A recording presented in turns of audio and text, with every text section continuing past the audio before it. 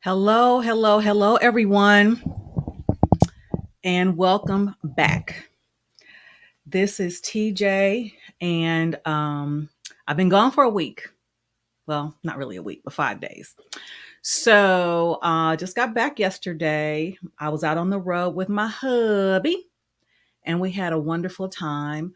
I am going to bring up my fruit. I'm going to bring up my fruit. Okay, I see you. Hey, man. All right, I see you working. Okay. I see, Surprise. yeah, surprise indeed. Surprise Hmm. indeed. I see you working. I'm trying just a So, little bit. I understand. Got the flowing tresses. I heard that, honey. What does Mr. Jordan say about that? Oh, he loves it. I surprised him with it. I was going to originally get my crochet braids. I was like, let me Uh-huh. switch it up. Let me get something to sew in real quick. And he's like, And why oh, okay. why are we getting this? Why we get the sew in? Just curious. I don't have time to do my own hair. Mm-mm. Like, And because my here's hair the is thing, not too much ladies. long, like shorter than this. I just don't feel like doing it. Yeah, Feel like doing it. and here's the thing, ladies. I said that to say because I know that there is this you know, narrative that about the hair weaves, wigs, and what have you. And that's true. I understand that. But she wouldn't be getting it if her husband wasn't okay with it. Huh? Simple as that. Simple as that. Yes. Oh, how do I And he sound, know by the way? Do I sound like clear? you do sound clear. I got, Yes. I got me some AirPods. I'm so So, proud of you, darling. I finally. want to say some hellos real quick. Hi, Ashley, sweetheart. Thank you Hey, so much hey. for stopping by. Oh, thank you, Um, blessed one. I appreciate it. yes, yes, yes, yes. I'm checking out the changes. What's that behind you, youngin? Oh, see, me and Kevon, we installed a greenery wall. So we got like squares of faux greenery and Hmm. put it in the wall. So it's like my entire wall. I have to do the top, like the way top, Okay. but did everything else.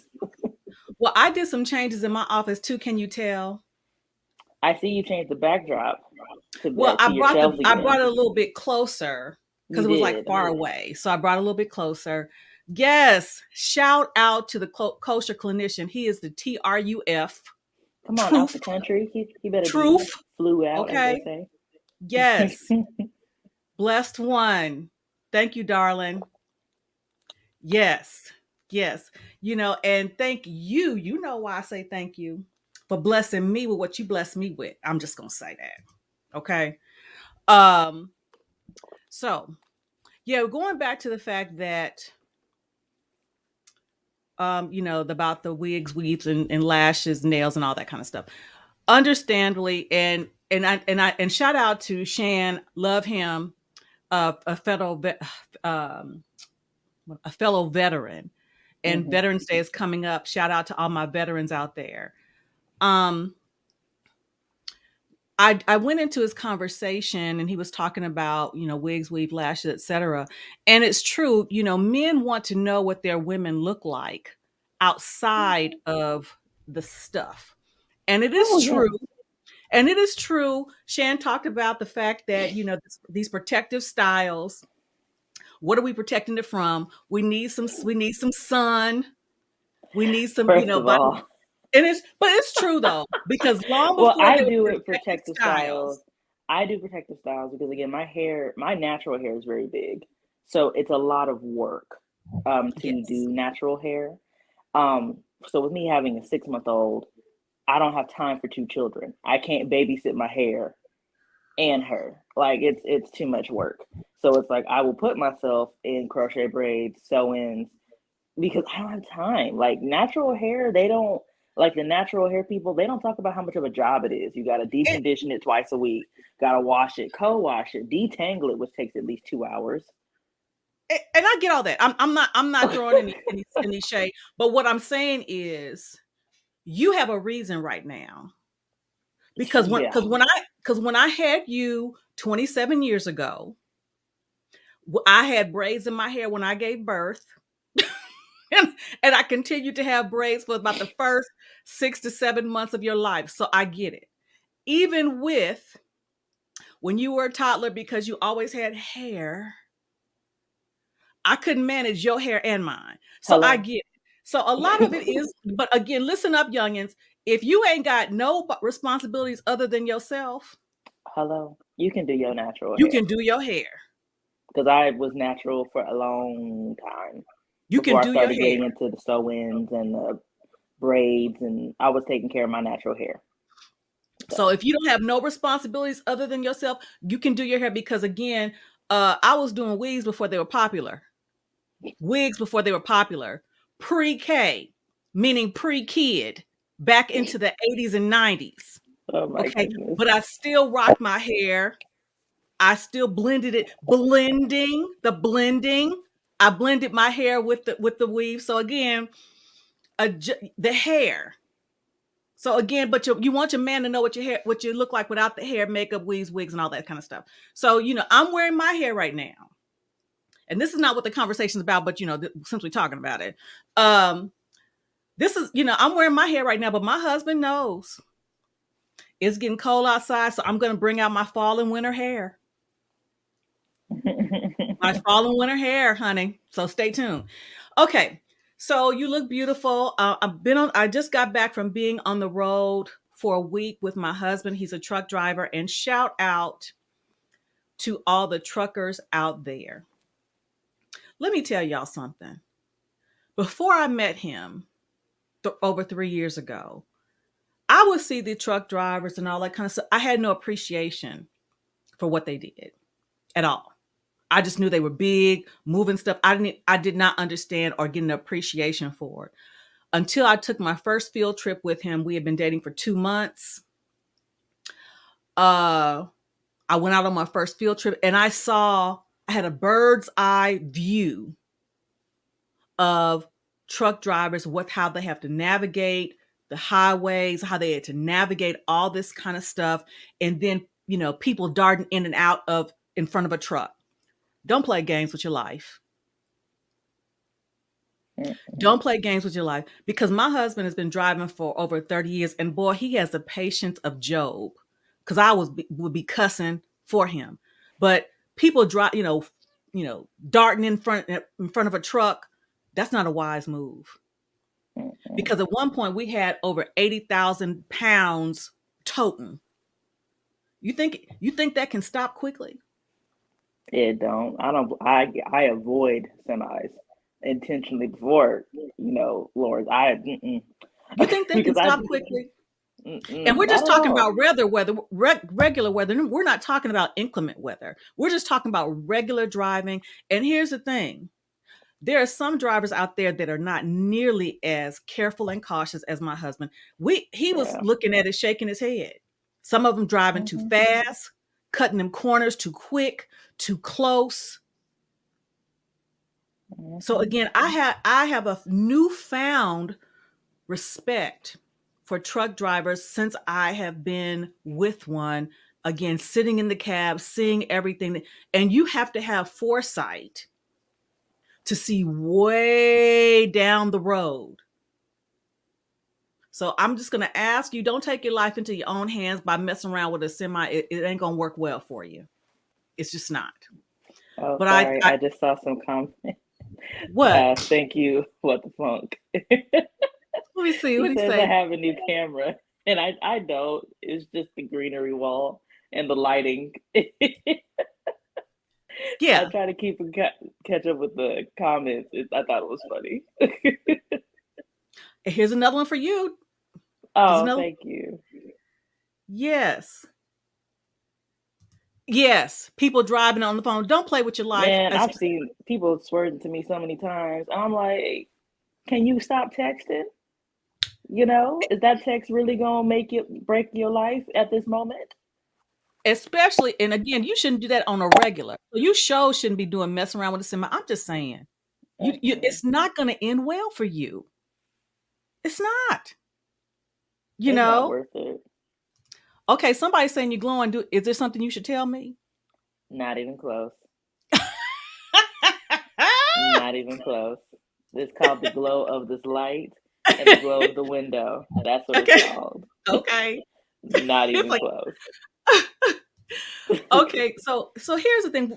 You saw the thumbnail, and I changed it. because I Oh, I you put did. something together while I was out on the road. Okay, Oh no. Okay. yeah. So I changed the thumbnail today, and I'm going to talk. We're talking about relationships and generational differences, and the reason why I want to do that because last week I shared an interview that me and Lawrence had done, and I post segments of it, and and it's called Mr. Randolph Speaks, married Mm-hmm. man's perspective, and he gave his input on as it relates to um, dating, as it relates to men and finances when it comes to taking care of your family, just different things, and about this notion of giving it up after the fourth date. Wait, who Oh. said this? Nope. I just had my visit, so that's what you're seeing. The glow off of that. Just had my monthly visit after like 4 months. So no. so so during that conversation, what the funk, I think I'm gonna make you a moderator because I can't keep up with these comments. um I'm gonna give the wrench to what the funk. I'm gonna give it to Bless One, maybe Coco. I got to figure out how to do it. Lucky told me once, so bear with me. um so what happened was he gave some good information, some sage counsel, but there were a couple of people, particularly young men, who hmm are within your generation. There, I think one of them is actually your age, Okay. and talked about how basically, Lawrence is out of touch, and those rules don't apply Well, because give me an example because I didn't have time to watch it. So like, I'm gonna let you listen to you're it. gonna see it. Okay, Yeah, I'm cool. gonna let you listen. I'm just kind of giving a background. And also yesterday, shout out to Suzette Speaks. I listened in to one of her podcasts, and she did a podcast yesterday or the day before with a self-love mindset life coach. And I hmm wanted to talk about that. So what we're gonna do, we're gonna look at a couple of clips, Okay.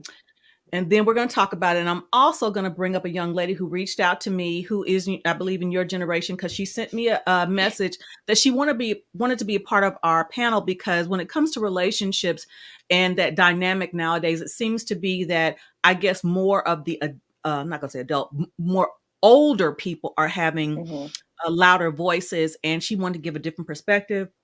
I asked her if she wanted to join us because I believe she is in your age group. So let me pull up these clips. Okay. We're going to start first with Suzette Speaks.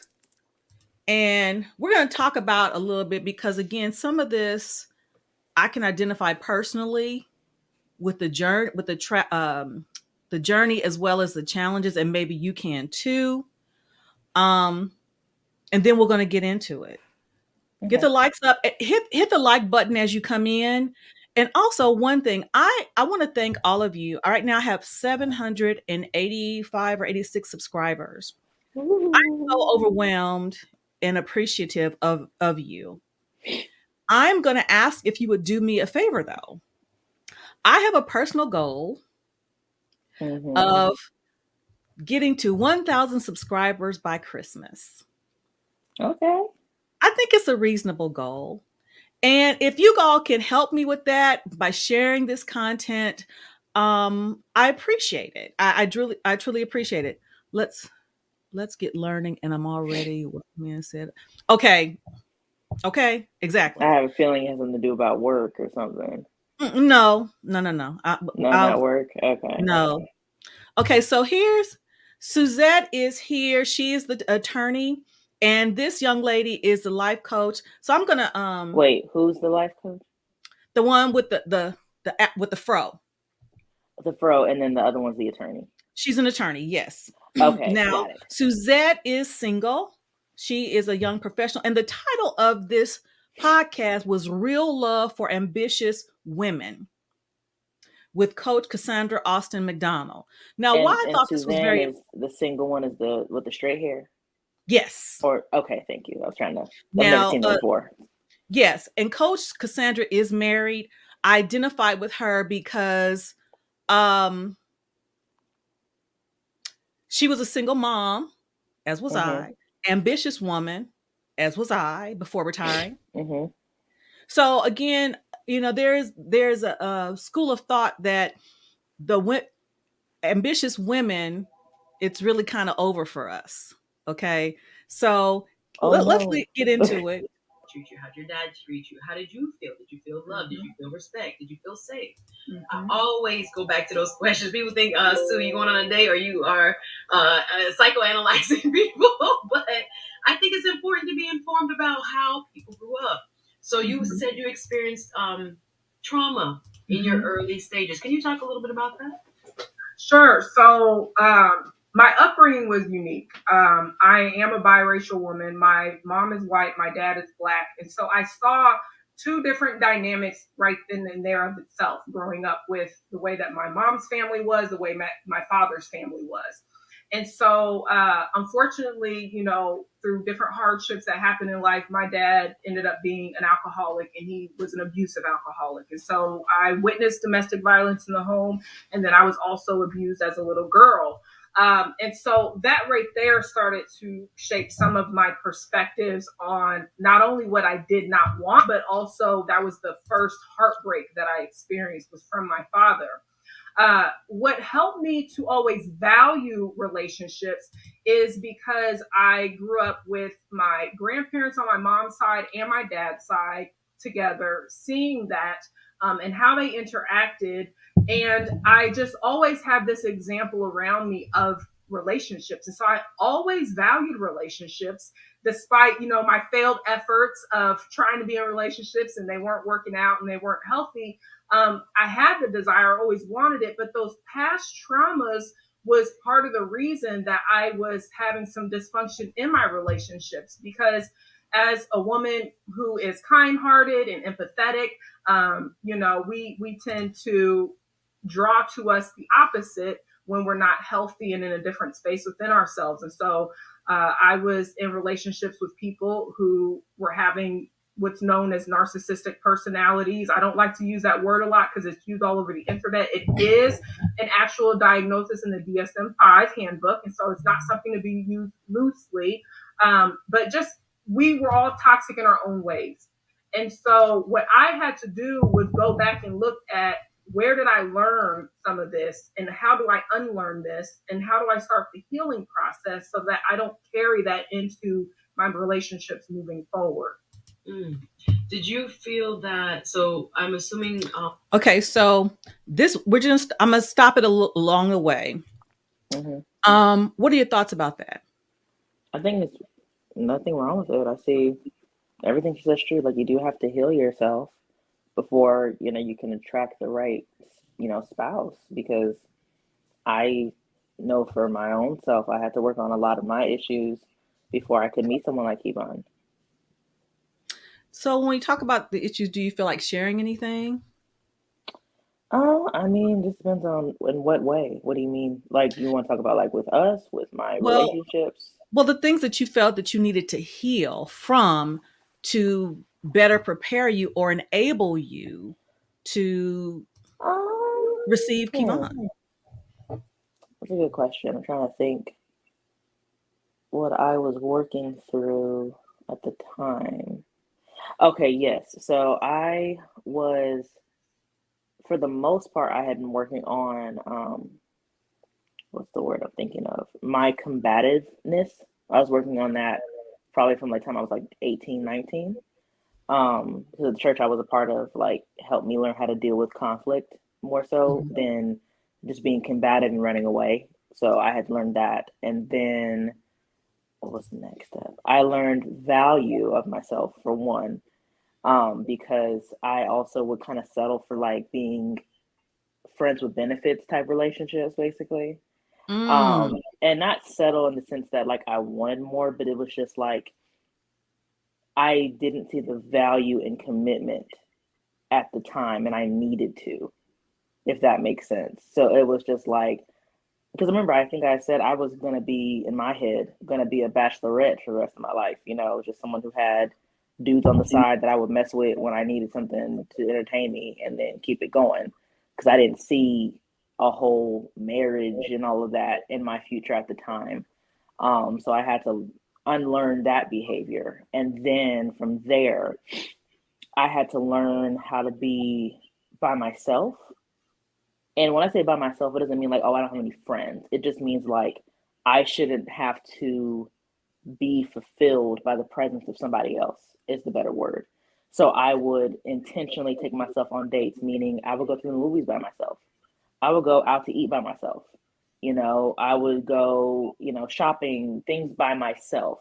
And it's not that I didn't have anyone who I could ask. I did, but it was just the point of like, I can't look for my person to fulfill me in that way because they will always disappoint me if I look for them to do that kind of thing. It's not healthy. It's a dependency that is unhealthy because I'm dependent on my husband, but in a healthy way, if that makes sense. Absolutely. So I had to unlearn that. And then what else was it? Oh, let's go back to the combative thing. Why do you think that you were combative? And let's be clear. Did it have to do with me? Probably. I had to defend myself against you quite a bit. So I had to learn how to use that because the skill I had wasn't bad. It was the way I was using it that was unhealthy. Because women, again, this whole manosphere foolishness, aggression is an emotion. It's not a trait. So being aggressive and assertive is necessary, especially if the woman is going to work in the world, because not everybody is going to be nice to you. But where I was being combative and aggressive was in relationships that it wasn't necessary. It was just a defense mechanism. So like whenever anyone would like anyone who would challenge my thinking or something like that, I would be really like combative and like quick to shut it down. Like, no, I'm right type of thing when I need to learn maybe there's a different point of view. Like, okay, let me see. Okay, I know my idea was this one thing, but let me hear what you have to say kind of thing. So that's something I had to work on. Like, yes, I do get that from you because you still kind of struggle with that sometimes yourself. But I just had to learn how to not always be the person who's right in the room. And that was the behavior I had to unlearn. Because the problem is, a lot of the times I am right. That's the issue. But just because I'm right doesn't mean I have to be right in that moment. And I don't want to digress too much, but you make a very good point. And here's the thing. I want for all my mothers and parents that are out there who are raising children, daughters, my experience is with a daughter. I don't have an experience with a son. Danielle's father and I had very strict requirements of her. And what we thought we were doing was instilling, discipline, focus, drive, all of those things as it related to her academics, her her manners, her how she was basically being raised, because we felt her father and I are from the school of your children reflect you. Well, what we didn't realize that was happening, specifically me, and I've said this before, that it was giving her, putting undue pressure on her to be perfect. And in being perfect, she thought she needed to have all the answers. And that was a frustration for me because I'm like, you don't have all the answers. But because she felt that she always had to be right, because she was, operating from this premise of, perfection, which we know that there is no such a thing. But she felt that she had to be on point because if she wasn't, she was somehow less than. So she felt like, and it would come off as know-it-all behavior. And that made my ass hurt on a regular basis. Because she could not acquiesce to the fact, little girl, you don't know. But sometimes she was right. But because she did not understand, okay, you don't need to press this point right now, it turned into something that didn't need to be sometimes. But a lot of it became from the undue pressure that her father and I put on her specifically, like I said, as related to grades and so forth and how she conducted herself, she was walking in this notion of having to be perfect. What are your thoughts on that, Danielle? Oh yeah, I mean, it's only. Am I right? Was I saying that right, or? No, yeah, I mean, it's some of that, but it's also a little bit of not feeling safe to be a child kind of thing. So Okay. it's like, because of your emotional issues, I really didn't have the luxury of like children showing themselves to be children, I guess is the better word. So it's like, example, teenagers, what they do is go off, right? Or throw tantrums like that, because teenagers or adolescents, they're not in control of their emotions, right? So as the adult, I understand if Michelle, loses her crap at 8, it's just she's 8, because I have that understanding. You didn't. So if I said something out of turn, I got smacked for it. Yeah. So it got to a point where I didn't feel safe to be a child, because a child is supposed to make those kinds of mistakes because they don't have impulse control. They don't have really common sense, and they don't have any wisdom, So it's like, until they get old enough to know those things are wrong, I didn't really get that type of luxury, I guess, that other kids did. Because like, if I said something out of turn once, there was no, hey, don't do that. It was boom, or who you think you talking to? Like, I'm an adult, and I'm like, I'm a child. I didn't know what I was saying was that offensive. Like, so those kinds of things. And we're going to get into that because that goes to generational differences. Exactly, because it goes like, to generational. It's just because those kinds again, of things. It goes to generational differences that we're going to talk about, because that's how I was raised.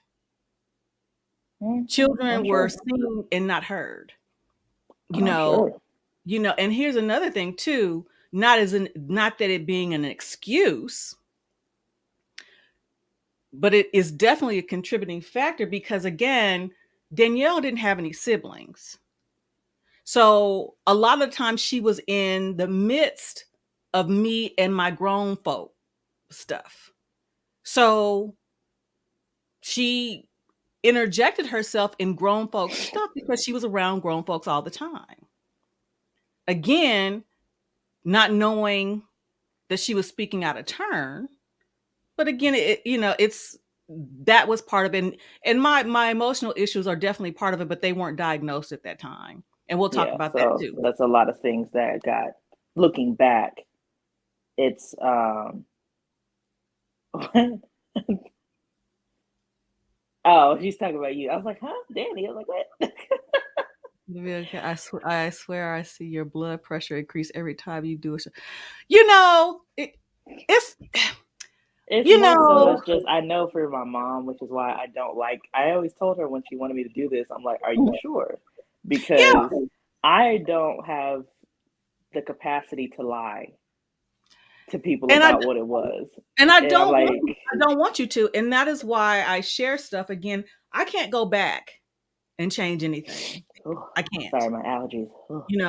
I can't go back and change anything. As I said, there are some things I did well. There's some things I did wrong.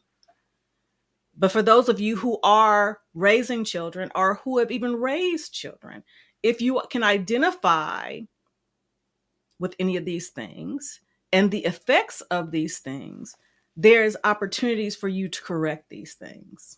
And that's why with Michelle, I learned, some things to do and some things not to do. Like, that's why I make it my consistent goal to let her be a child. And when I say let her be a child, I'm not saying not give her any responsibility or not have any expectations.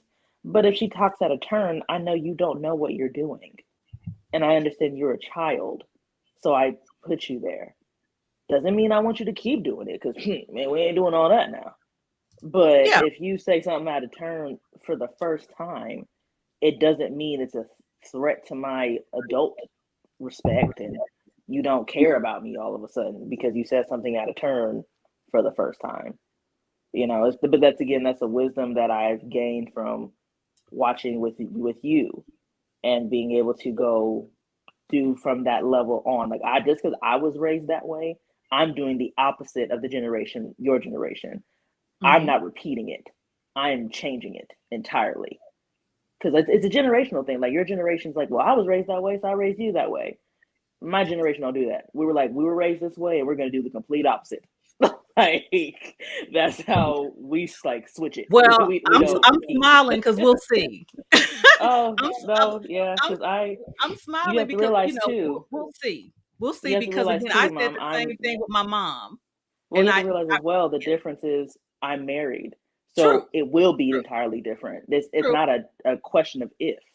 It will be entirely different because my husband was raised in not a gentle way. It's not a gentle parenting. It's a narrative from my generation, but it's more so there was a checks and balances with True. his raising that I Yeah. now have and Michelle has that I didn't have and neither did you. So that True. kind of cycle does stop with me because she won't know that life. Thank God. So yeah. Okay. Good point. This is And migraine. I don't, and I don't, well, I guess it really doesn't matter what y'all think. No, I I don't said I want y'all to know. think I didn't just go beat her all the time. I No, didn't it beat wasn't my like child all the that. time, It's so like I said, it's just my mom is emotionally, she is more short tempered. Um, true. so it's again, I wasn't a bad kid. I wasn't out here. I No, did a lot better than most kids, to be honest. yes. The thing that got me in trouble with her was my opinions at a young age was the problem. So like I had insight to stuff that I shouldn't have had at my age. And again, like you said, I was around a lot of Yes. adults, so I was able to see a lot Yes. more stuff than kids my age at the time. Um, so because of that, I could put things together that I shouldn't have been able to. Excuse me. So a lot of that she didn't like because it'd be like I would be calling you out, but I'm like 8 calling you out versus being 16 calling you out. Yes. So it's like it's a whole different thing. And again, if my mom being young at the time didn't have the maturity to realize she's not coming for your character, it would be offensive if like a 6-year-old told you, why are you spending money? It would be like, who are you to check me? But again, looking back, I was just a child noticing behavior. I didn't know it was offensive. I would just say things because that's what kids do. They just say things with no filter. Okay. Okay. So what the funk? Read that, Danielle. Hold on, Can you sorry, see that? yeah. Yeah, Danielle is a solid is solid and straight shot. She grows her mother, and that's another reason I have I be in my feelings, but I'll be talking again. Yeah, like I said, with my mom again, I've had to be the one to just know this is how she is, and it's just like well, that's why like when people say I'm so nonchalant, it's like it just comes from the way I was raised because it made it a lot easier to not be so emotionally invested. It's easy to just be nonchalant because that way my feelings aren't hurt consistently. It's just like, Mhm. all right, Mhm. well, just let it go. I guess I get it from more so my dad than anything That yes, you do. Yes, you because it do. helps me to compartmentalize better to be completely um, emotionally, shifted, I guess is the word. Like, so it's just little things like that. It's like, it's not something that, oh my gosh, you had to do so much. It's just as a kid, I was really, really smart and Yes. I didn't have a sibling to bounce anything off of. So it's Yes. like all of this that I'm talking about, it was really for me talking to my mom's friends at the time or my auntie Sam at the time, God rest her soul. They helped me to navigate dealing with my mom They because did. my mom wasn't always okay. Like you said, she wasn't diagnosed until 2007. So that meant for like a decade of time, she was just emotionally unaware of herself. So she was making mistakes and didn't know where it was coming from. But Mhm. unfortunately, that decade of time, I'm still a casualty in it. So I'm having to navigate how to deal with her and not knowing what the heck I'm doing. You know, I'm 10, 9, 8. And again, she wasn't married, so there was nobody to check her, nor would she let anybody check her. So it was just a lot of just dysfunction. And then you throw that in with the military when I'm in charge, large and in charge, and you ain't gonna tell me. You better put some respect on it. That makes exactly. So that's why it was just like, I'm saying these things to say, not to make people feel like, oh my gosh, she was so bad. Like, you have to take what it was at the time versus now. My mom has more wisdom now. She has more understanding of her mistakes than she did before. So it's like I hold her to that, but it's not where it's just like, oh my gosh, well, it was me. It's just where we were at. Because again, as a kid, I didn't know everything she was dealing with when it came to the conversation she was having with my father, or, conversation she was dealing with at work. And again, she has nobody else really to deal with this stuff with but herself. Because, I have friends who are single mothers, and like, they lose it sometimes. And it's not because they want to. It's that it's a lot of pressure raising a kid on your own. So and again, therapy wasn't a big thing back then either. So, you're dealing with all these internal battles alone, and then a kid just puts you over the edge sometimes, man. Like, they just do. Kids push your buttons better than anybody else can. Don't let anybody else tell you different. So it's like, I understand her dilemma. Did it mean it was right all the time? No. But I understand it. Okay, so, and it goes back to trauma. Let's listen a little bit more here, because this deals with a lot of trauma. The gentleman that you dated prior to meeting your husband reflected some of the same tendencies that you experienced with your father? Absolutely.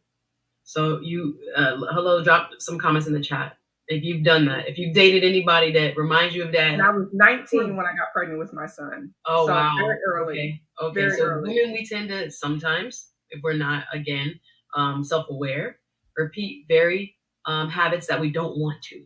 Mm-hmm. So we have to become aware first and foremost, especially if, like Coach Cass, her experience or your experience growing up led to, some trauma.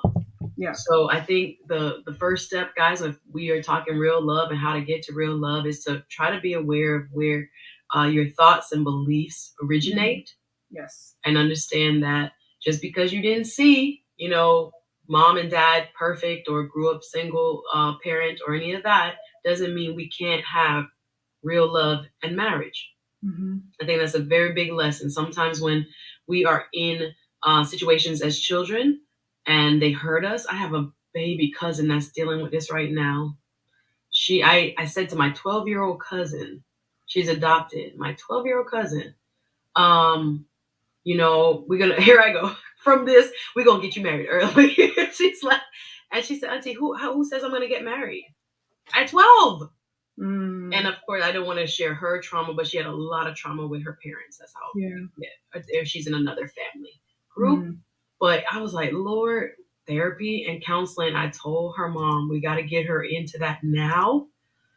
Because it's just frightening how much we are hiding, but it's shaping us. Yes. And oftentimes when you get that good man or you get that good woman and you're not treating them as you should be, we think the good person, if we are the good person, something wrong with us.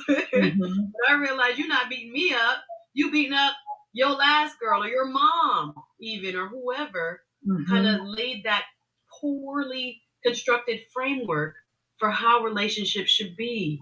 Yeah. So if this is you, if this is me, any of us, where we are still continuing in patterns that don't serve us, we have to first acknowledge and then maybe get some help to develop better patterns. Yep. To understand how to break these patterns. Somebody drop some comments. Yes. Because and I see somebody saying it's husband, not partner. My husband and I use those words interchangeably. I was going to ask you about this. We get a lot of this. Partner is not the same as husband. I'm like, yeah. In our home, we use that interchangeably because we believe in creating our own relationship goals. We don't. That's something we do in our household.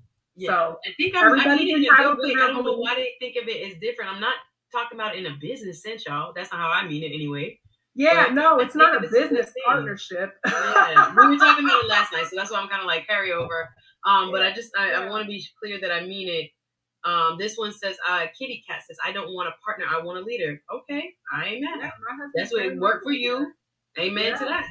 Okay, Yeah. I don't think we're judging. I think we're just using words that we're comfortable with. But Yeah, I see it a lot, so that's why I brought it up. Yeah, I think people. Okay, so thank you to Mr. Hill for your Cash App, and also to M Mills for your Cash App. Y'all are really blessing me. I truly appreciate it. You know, I want to go back up here. Mr. Bennett talks about this is personal. His mother lived undiagnosed with paranoid schizophrenia for years. And me and my siblings had to live with that. Mental illness manifested throughout my mother's family. You know, this is wow. I wouldn't intend it to take it this, to take it this direction, but we can. Because I remember when I told my best friend we've been best friends since we were 8 years old. And I told her in, I think, 2007, my diagnosis, and she just cried because, again, she's known me pretty much all my life. And when I was diagnosed, it made sense of a lot of things that I had done, not only as a parent, but through my teenage years, my college years. All these things started to make sense. And when I shared that with her, and she cried because, again, we knew why. We knew why. And mental illness does run in my family, on my father's side. And it's funny because we would talk about, oh, this person's just emotional, they're this and the other, but it was more than that. And they would call me, oh, Terry's just emotional, she is spontaneous, that is true, but it was more than that. It was more than that. But I didn't, because during that time of me growing up, it was not, I'm just going to say Black folk didn't go to, didn't get therapy. I'm just saying, and all of us can identify, for those old heads like me, talk about the relative that's touched or special. We all have those relatives. So again, it was something that was not diagnosed. And so I'm grateful to the military because when it happened, when I was finally diagnosed, it made a lot of sense. So, and it goes to the trauma, because if I had these things that were going on in internally, and also being exposed to certain things growing up, you talk about the things that you saw growing up. For me, well, I saw some things growing up too that I didn't think that it made the imprint on me the way that it did, because I said to myself, well, this is what I don't want in my life, because of some of the things I saw my mother go through, some of the things I saw her do. And I said that I'm not going to do that to my kids. Well, for the most part, I didn't. But there were some things I did, because a lot of times, unless, like it's talking about, unless you're self-aware and you get the help to become self-aware, you revert back to patterns that are instilled in you, and that happened with me. And because there is, there's a foundation now, and that you have something, you have an understanding of your mother, and I have an understanding of me, and I have an understanding of my mom, that your path with Nick can be different. So, but all these things impacted my relationships. Now, granted, I wasn't in the physically abusive relationships until 50, but I was in a lot of emotionally abusive relationships. And where did I see that? I saw that with my mom, but in my mind, I'm thinking, well, it's not the same because it's not physical abuse, but it still was. So those patterns still continue to perpetuate themselves, even though I thought and believed I was doing something different than what I had seen. It was different, but it was the same. What are your thoughts on that, Danielle? Oh, I guess like for me, it took me a while, but I learned most of the stuff that I do is actually from my dad.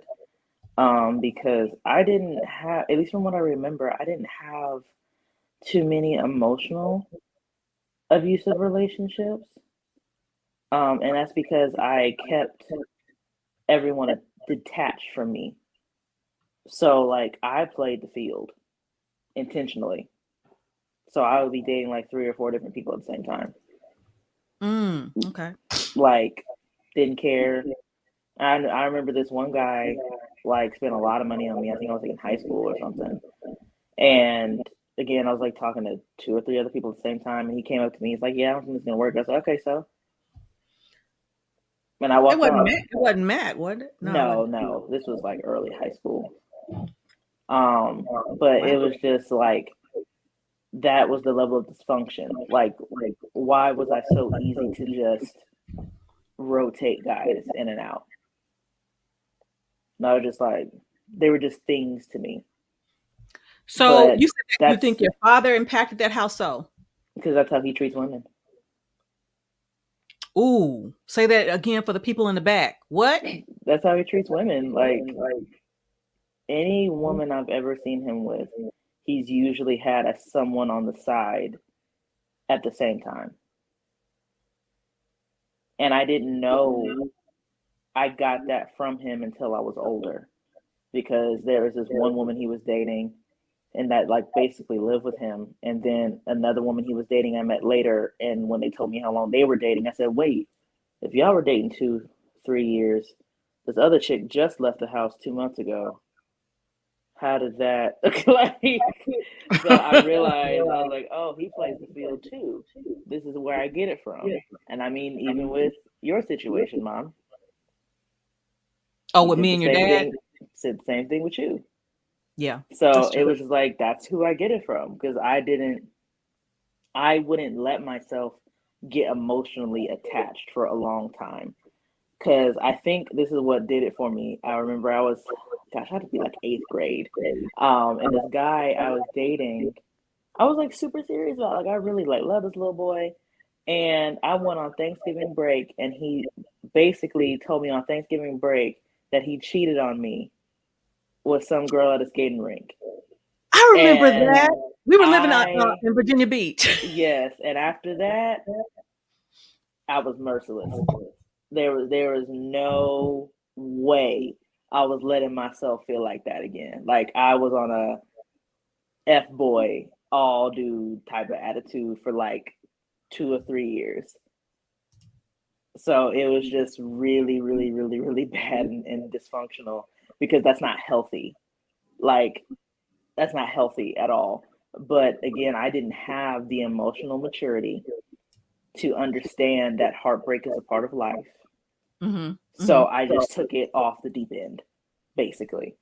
And that's where I got that from. So it wasn't until Matt, my high school sweetheart, that I was starting to.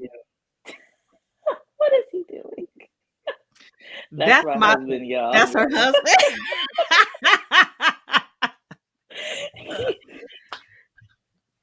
I'm sick of him right now. Like we not in the same house. But basically, that's just where I was at mentally, and it was just I had so much fear of not coming back from heartbreak. So much fear. Because when I love very fully. So, like, the idea of someone playing with that, I couldn't risk for a long time. Well, that Like, leads a us into long the next. time. That leads into this next part of the video, which is great. Let's get into it. Label that we identify different meanings to different. See. because there is a lot about being, strong, independent women. Because now you have two people with their backgrounds. Okay, hold on. And their way. If I listened to those labels and allowed those labels to become my identity, I probably would still be single. But at some point, you have to reclaim your own identity and not allow other people to project what they see in you. And you have to know who you are. And if you know that you are not in a space to be in a relationship, be honest with yourself. There's no shame in that. Or, you want to be in a relationship, but there's some things you need to work on. You have to start the work, because it doesn't get easier when the person shows up. That's when the real work begins, because now you have two people with their backgrounds and their ways of beings, and you have to see if you have compatibility in your values and your characteristics and in your beliefs. And so start the work now if you're single. Don't wait. And I wanted to address also the topic of independence, because there is a lot about being, strong, independent women. INDEMPE. And I'm like, y'all be singing it when it comes on. We got to talk about it. It's hyper independence is a trauma response. Ooh, hold on. Say it again. Hyper independence is a trauma response. It's our way of saying that I have control of not being disappointed again, of not being hurt again, of not being disappointed again, betrayed again, left again, abandoned again. I know the rug's not going to get pulled from under me because I'm in control. I'm in the driver's seat. That's a trauma response. We have to address these types of things. And it can be, I think, passed on. Mm-hmm. Moms can pass that to daughters. I don't want you to have to depend on no man. Hold up. I'm getting in somebody's house now. Yeah. Step off the porch. Coming inside. And we internalize the projections of others, people who may have meant well, but we have to realize our parents, our grandparents, our aunts, all these other people, they came up in times that were different than ours. And so their perceptions, their ways of seeing the world is going to be different than ours. And so sometimes we have to learn how to take things with a grain of salt, try to glean from what is for us, but we take it all and say, I'm just going to do everything or do the complete opposite. And what happens is you find yourself living in the complete opposite. Sorry, I was reading the chat. Sometimes I respond to the chat, so I mute myself. I'd be like, so I put myself on mute. I want to do a quick reset. So many people have joined. Welcome, everybody. Suzanne Speaks Show live today. If you're watching the replay, I don't care. Drop a like. Okay, so what are your thoughts about that? Well, I mean, she's 100% right. And I know someone who was so independent that it made me cringe. I was like, why though? like what does that do for you? Because again, I was that person, and I know exactly why, because I was afraid to be disappointed, between my father saying he's going to do stuff and then never do it, or, meeting some guy and then they fail me in my expectations, or, feeling I can trust somebody and then they betray that trust. There's a number of reasons why I had that hyper independence for a number of years, to the point it was dysfunctional. And when I say dysfunctional, I do believe there is such thing as dysfunctional, because there are certain things in life that should not be normal. Mm-hmm. You shouldn't be so independent that you will intentionally suffer, then ask for help. That is not normal. We need people to make it in life. Nobody gets anywhere fully on their own. And here's another thing, I didn't bring it here. I'm not going to bring it up, but one of the things, and please go check out that discussion that Suzette Speaks talked about, because one of the things that Coach Cass talked about was that a lot of times women who are hyper independent say they want love and want to be loved and all those things, but they have difficulty receiving it when they get it. They have difficulty actually receiving it And what I mean by that, I'll use myself as an example. It's always been easy for me to do for others. Mm-hmm. To do for others because why? I am in control of that. Exactly. So it was so, but it's always been difficult for me to receive from others. And the reason why is because I felt like if I didn't expect anything, I wouldn't be disappointed if I didn't get it. Yeah. So it's easy to say I want love and I want this, but if you don't do the work to open up yourself to receive it, which also ultimately means letting go of control, being vulnerable, because all of it is a risk. It just is. Yes. All of it is a risk. So I had to really grow into it. When I say grow into it, I'm not talking about like 10 years ago. I'm talking about like in the last 4 or 5 years. And I'm still growing into it. Danielle told you that I still grapple with some aspects of control right now, Mm-hmm. and I I mean, it have was really hard for you when I got in a relationship. oh Because, Jesus. like, you struggle with controlling me bad. Real bad. Like bad, y'all. And it's just one of those things, like, again, you have to realize I was her entire world. So if, like, your entire world is getting taken from you, I would be kind of freaked out too. Mm-hmm. But those are things that generationally is different because, where I was your whole world, Michelle isn't. She, like, maybe 30% of it. Well, you have a husband too. That's why I say 30% of it.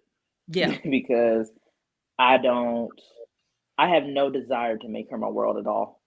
Like, none. And it's not because I don't love her, because I do. But it's like, I look at her as she's a part of the next generation.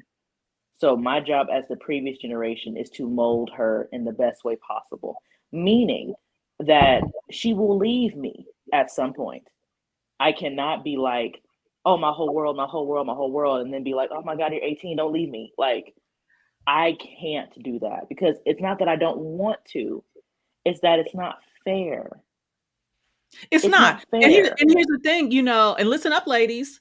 And I say ladies because fathers, they do better with it than women. Y'all do, you know.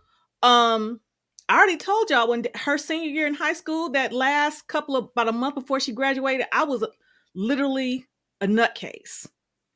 Yep. I mean, having breakdowns in the parking lot, in my car, having to take her pictures out of my cubicle because my child was leaving me, having breakdowns with, after she left to go And to I was going college. far. I was going Yeah, I far was in intentionally. Virginia. I was in Virginia and she went to Texas, and then I have, back to school season comes, and I'm in the store and the parents are getting their back to school stuff. I'm having to leave Walmart because I'm breaking down crying. So yeah, so she was my whole world. And again, because she gave me a new sense of purpose that I needed. But there was no balance. There was no balance. I had work and my daughter. And see, here's another thing. Cole Swan, you're absolutely right, because the testament of being able to let go has happened since I've met my husband. Absolutely. And you don't know how much you've grown until you're tested. Facts. You can think you've grown, but you don't know how much you've grown until you're tested. What do I mean by that? Since May, like I told you, I hadn't worked. Although I had paid leave on the books, that ran out. So I had to completely surrender and trust my husband got it. And he had it. Mm-hmm. He had it. And that's the first time in my life ever, something else you wrote here. Same way. I was used to taking, and listen up, not only taking care of myself, but taking care of some other folks too. not maybe Yeah. full time, but part time, being Yeah. contributing to them. So again, it was really tough. Well, yeah, because mom, like, you struggle with that because, like, you have a sense of being needed that I don't. Yeah. I don't like being needed. My God, I can't stand being needed. I'm like, oh, she needs me again. Oh, like, Well, it goes I'm the to that complete hyper opposite. independence, though. It goes to that hyper independence, which is a manifestation of trauma. Why? Because it being needed, I felt like I was in control. Yeah, exactly. And that's where it's like I got over that need earlier. I'm not saying I didn't have it because I did, but I just got over it earlier. Mm-hmm. Mm-hmm. So, okay, so let me see here. What else we got?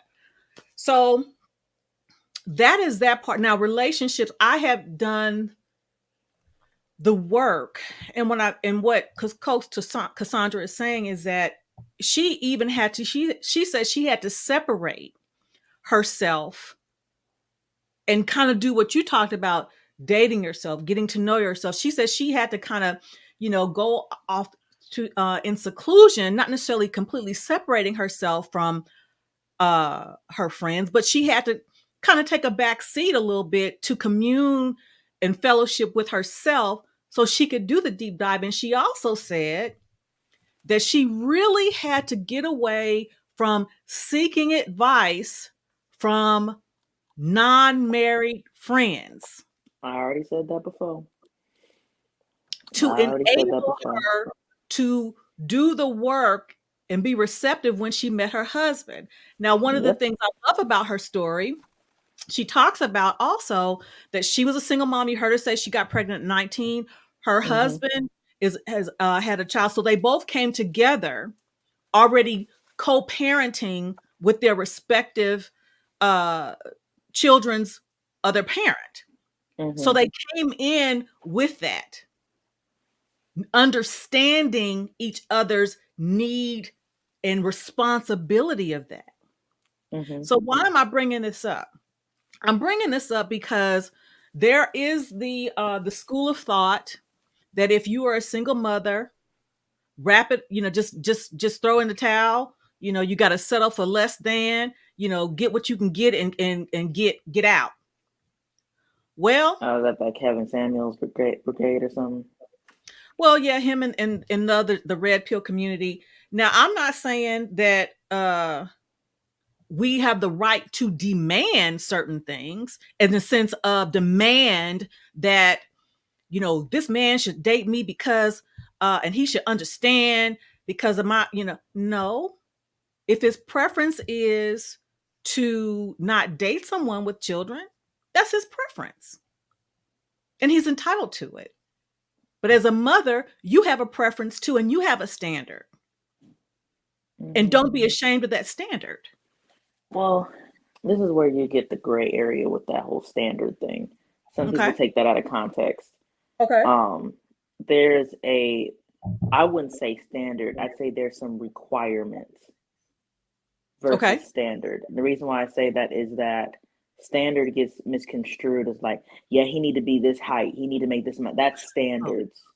no. Requirement is he must be kind. Yes. Requirement is he must be family oriented.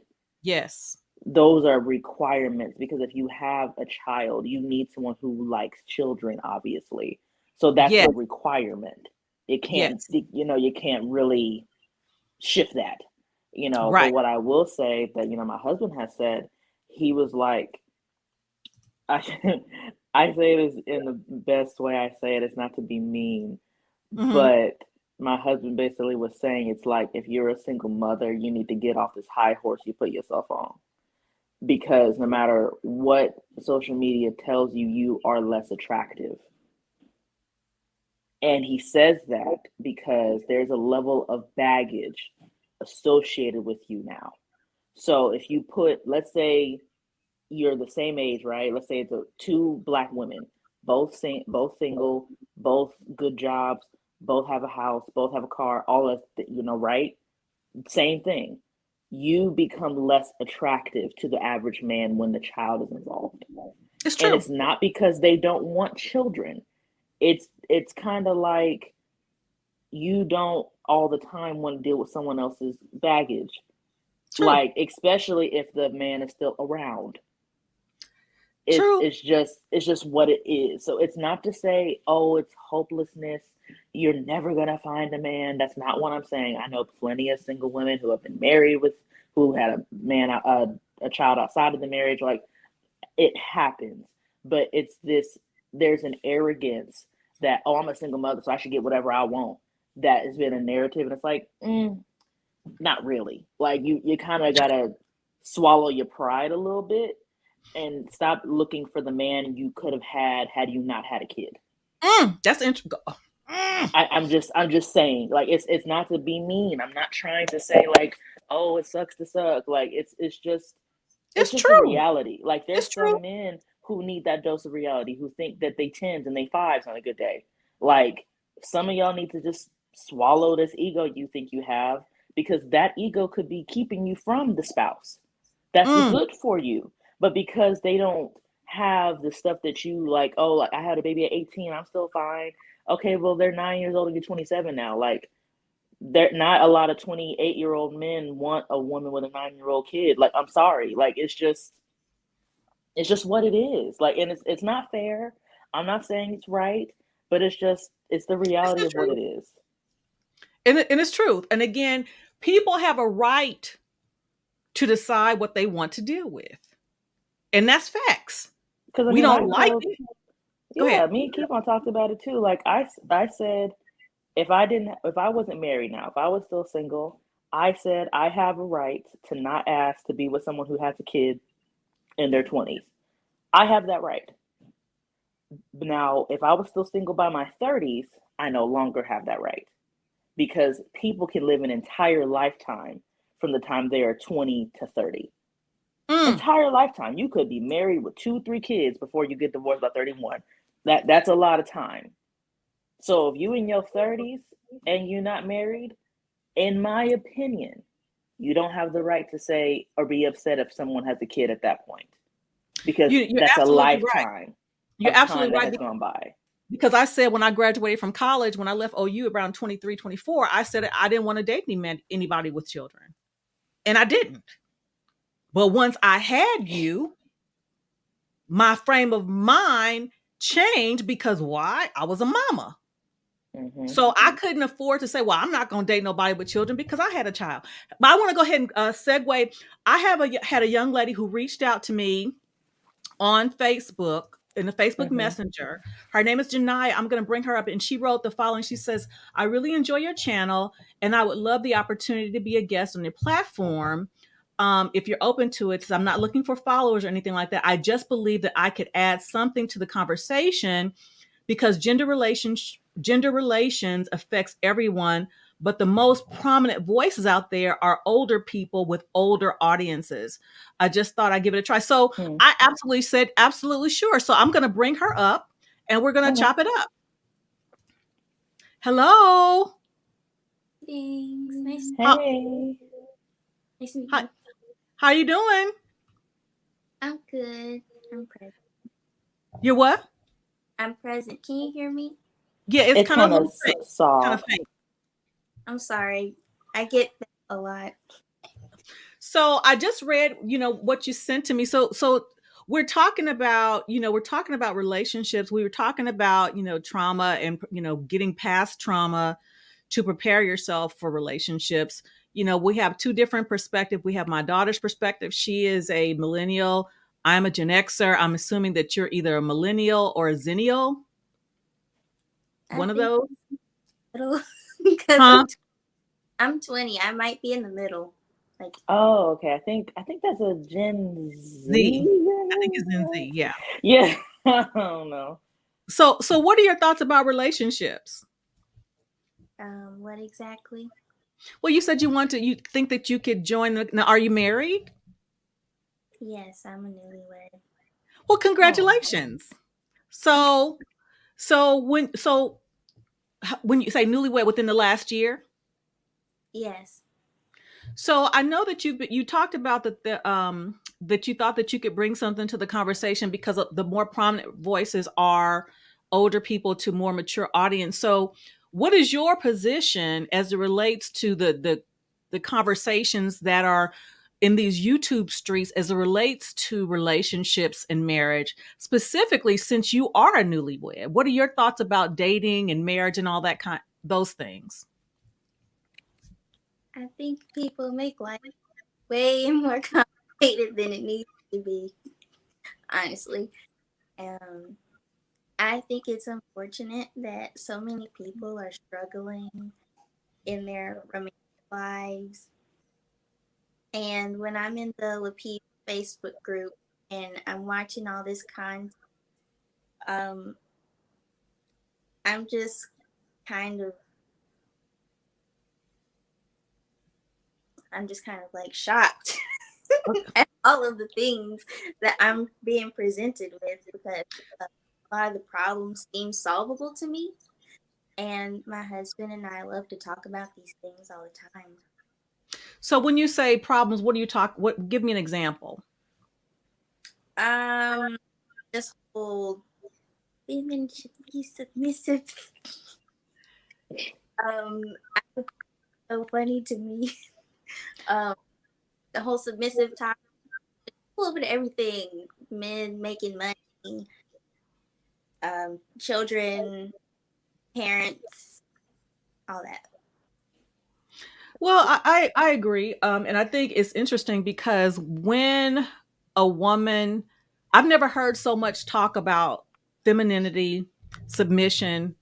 Uh, I didn't even really know it was a big deal, to be honest, until I started paying attention to YouTube, and what I did when I started hearing some of these things, I did take an account of myself because there are some things that were applicable to me in my life presently as well as prior. But I think what is unfortunate is that instead of taking the information that may apply to you and taking the information and doing what you need to do to better yourself and to prepare yourself for relationships, it's just now we're just continuing to talk about it, talk about it, talk about it, and not doing anything different. Agreed. But talk about it. But What are your thoughts? I think the continuation of the conversation are good, but like you said, there's not a lot of positivity coming out of it. And No.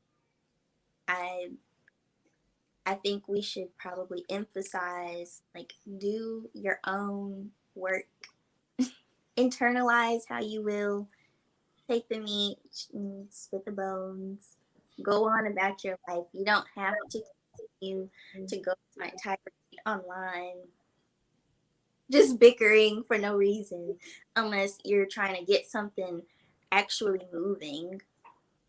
A lot of talk, not a lot of.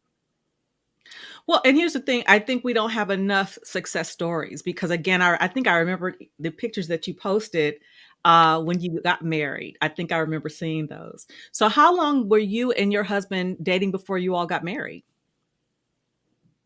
I think we've been together for about a year, maybe more or less, a year and some. Did you find, whatever you're comfortable sharing, did you find that you had any of these challenges as it relates to aligning with your husband or submitting to your husband? Did you find that you had any of the challenges that we hear, you know, um, in these YouTube streets? Did you have any of those issues at all? No, no. I don't know why, but I feel because I'm so transparent with in the beginning, like when we were friends, I was like, Mhm.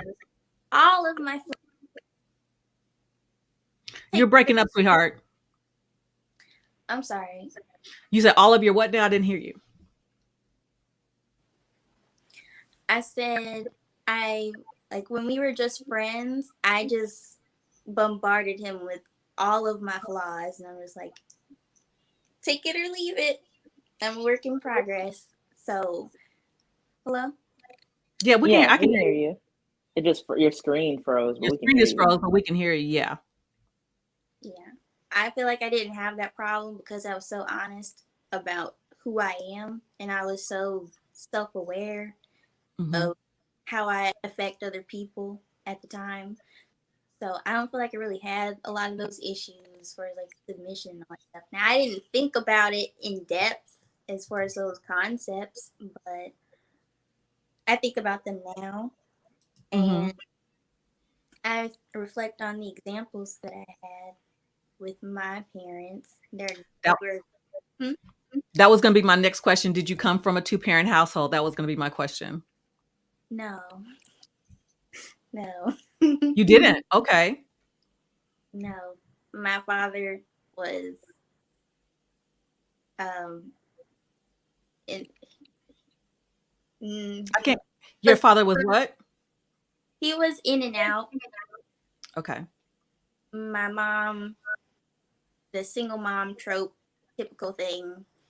Mm-hmm. That's work with. I know my dad. He's fit under that Rolling Stone. He fits under that category, and I know he's a womanizer, and I've seen it. And my mom has not had a lot of success in her romantic life, so Mm. I haven't seen successful relationships. Now, you said that you were very transparent with your husband and you knew what you wanted and you wanted to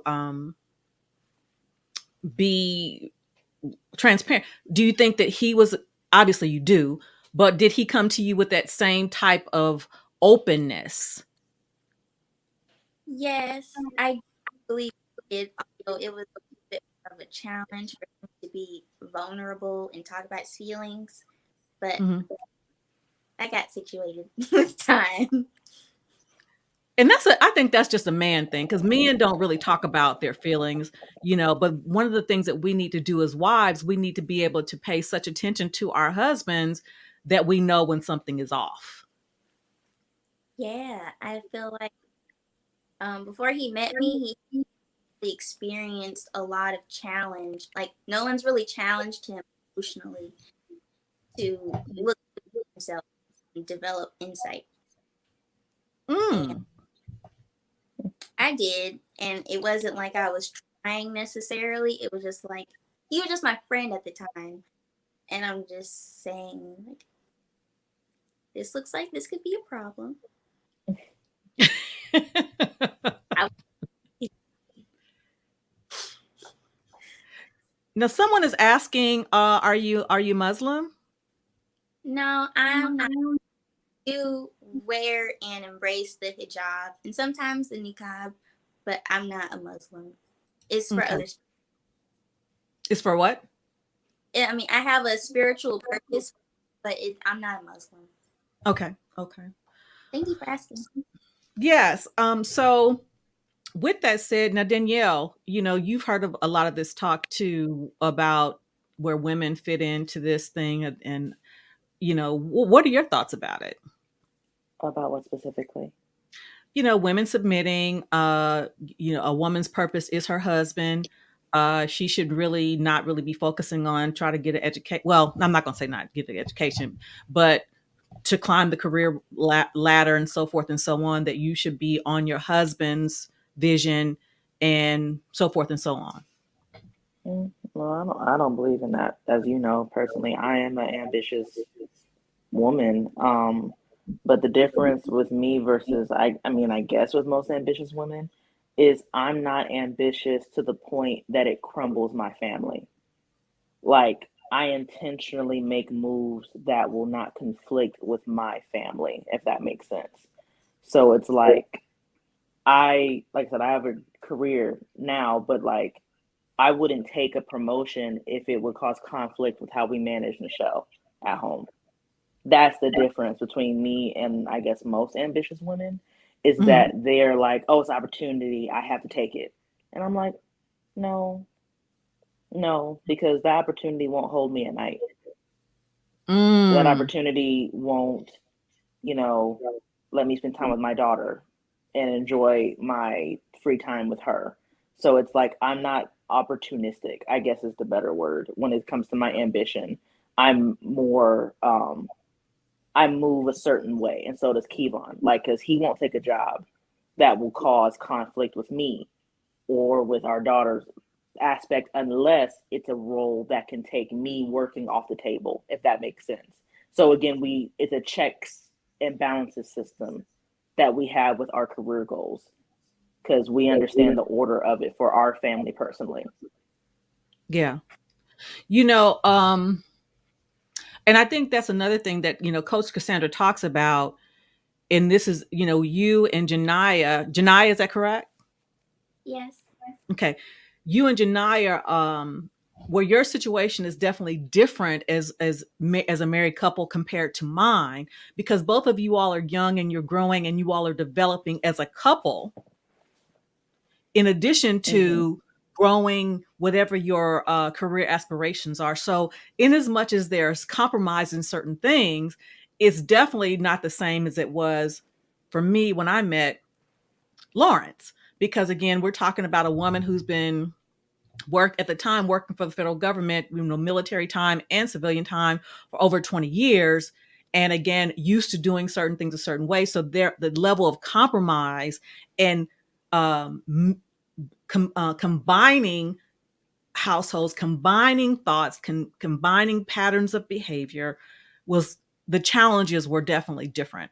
So Janiyah, tell me something. In your first year of marriage, what if anything has been a challenge in your marriage that you didn't anticipate being as a married woman? If anything, if nothing is nothing.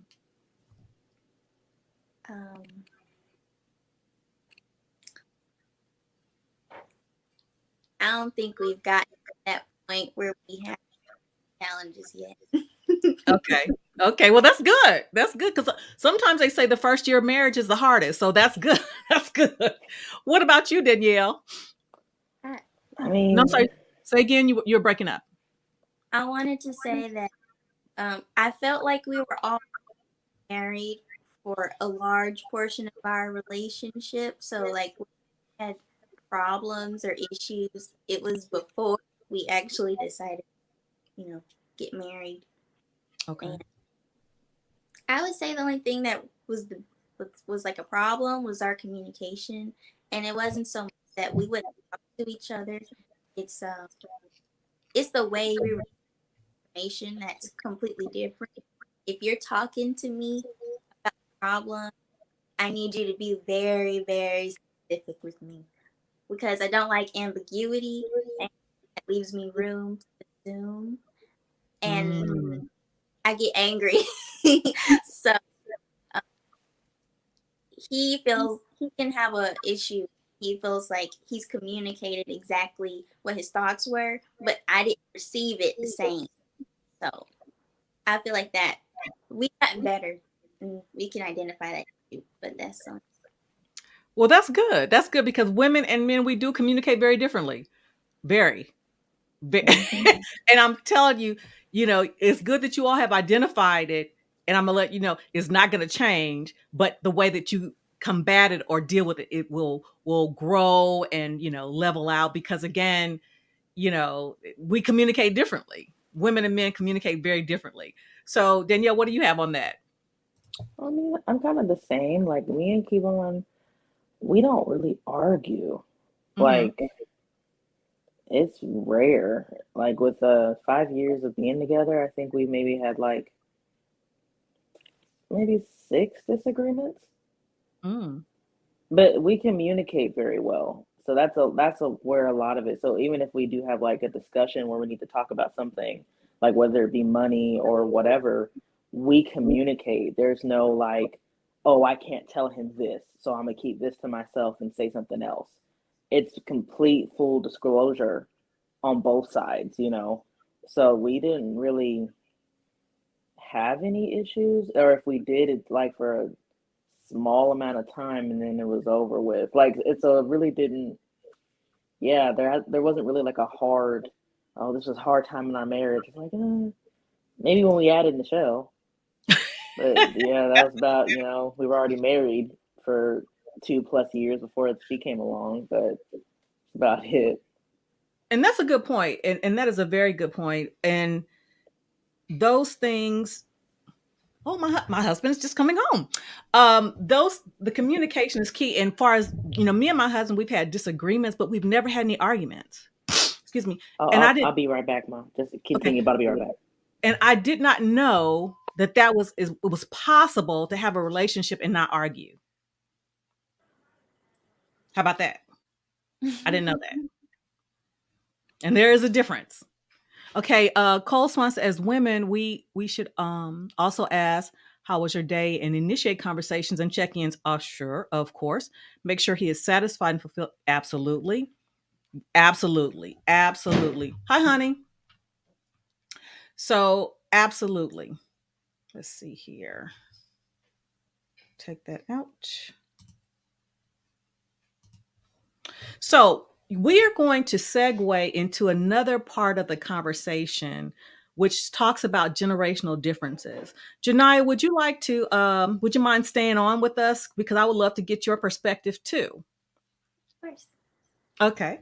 So I'm going to pull up this, bear with me. I'm going to pull up this, what am I trying to say? This clip. And this goes to a conversation. Actually, this was a conversation that we had, I think it was a week ago, when I said Mr. Randolph speaks, and a young man called in, and he had some distinct opinions about the dialogue, and I just want to get your take on. I'm gonna wait till Danielle comes back because I want her to hear this too. Mm-hmm. Okay, so get the likes up, please, people. If you don't mind, I greatly appreciate it. I appreciate your engagement. Let me see if I can find the place on the on the clip. This is Jonathan. Okay, yes, Jonathan. And a shout out to Uncle Stu, because here's the thing. This is part of the clip that you had the exchange with Jonathan, and then I'm going to read the comments thereafter.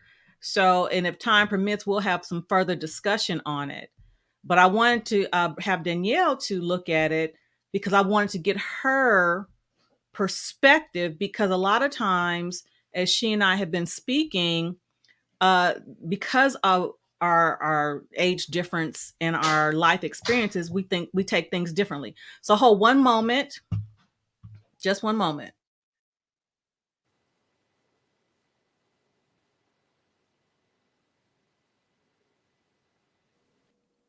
I'm back, Mom.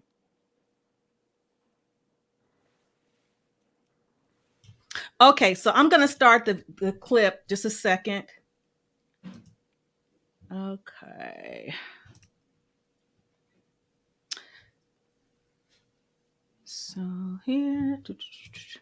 Okay, so here's the clip. And the premise of it, during this clip, we were talking about different aspects of relationships. This is when we were reacting to my interview with Lawrence, and I was having people to call in to give their perspective of what they'd heard so far. So this is it, and I just want you to listen to it. Dr. Yes, gotcha. Yes, sir. Go ahead. Yeah, so I heard some stuff on here that made me feel like I had to stop. I had to stop this. I, with all due respect to some of the panelists, I feel like I heard some BS on it, to be honest. Really? I don't want the smoke. Yes. Like what?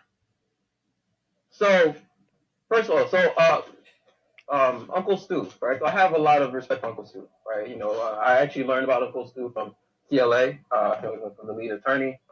And I have a lot of respect for him. But one constant argument I hear him make on a lot of these streams is the not all argument.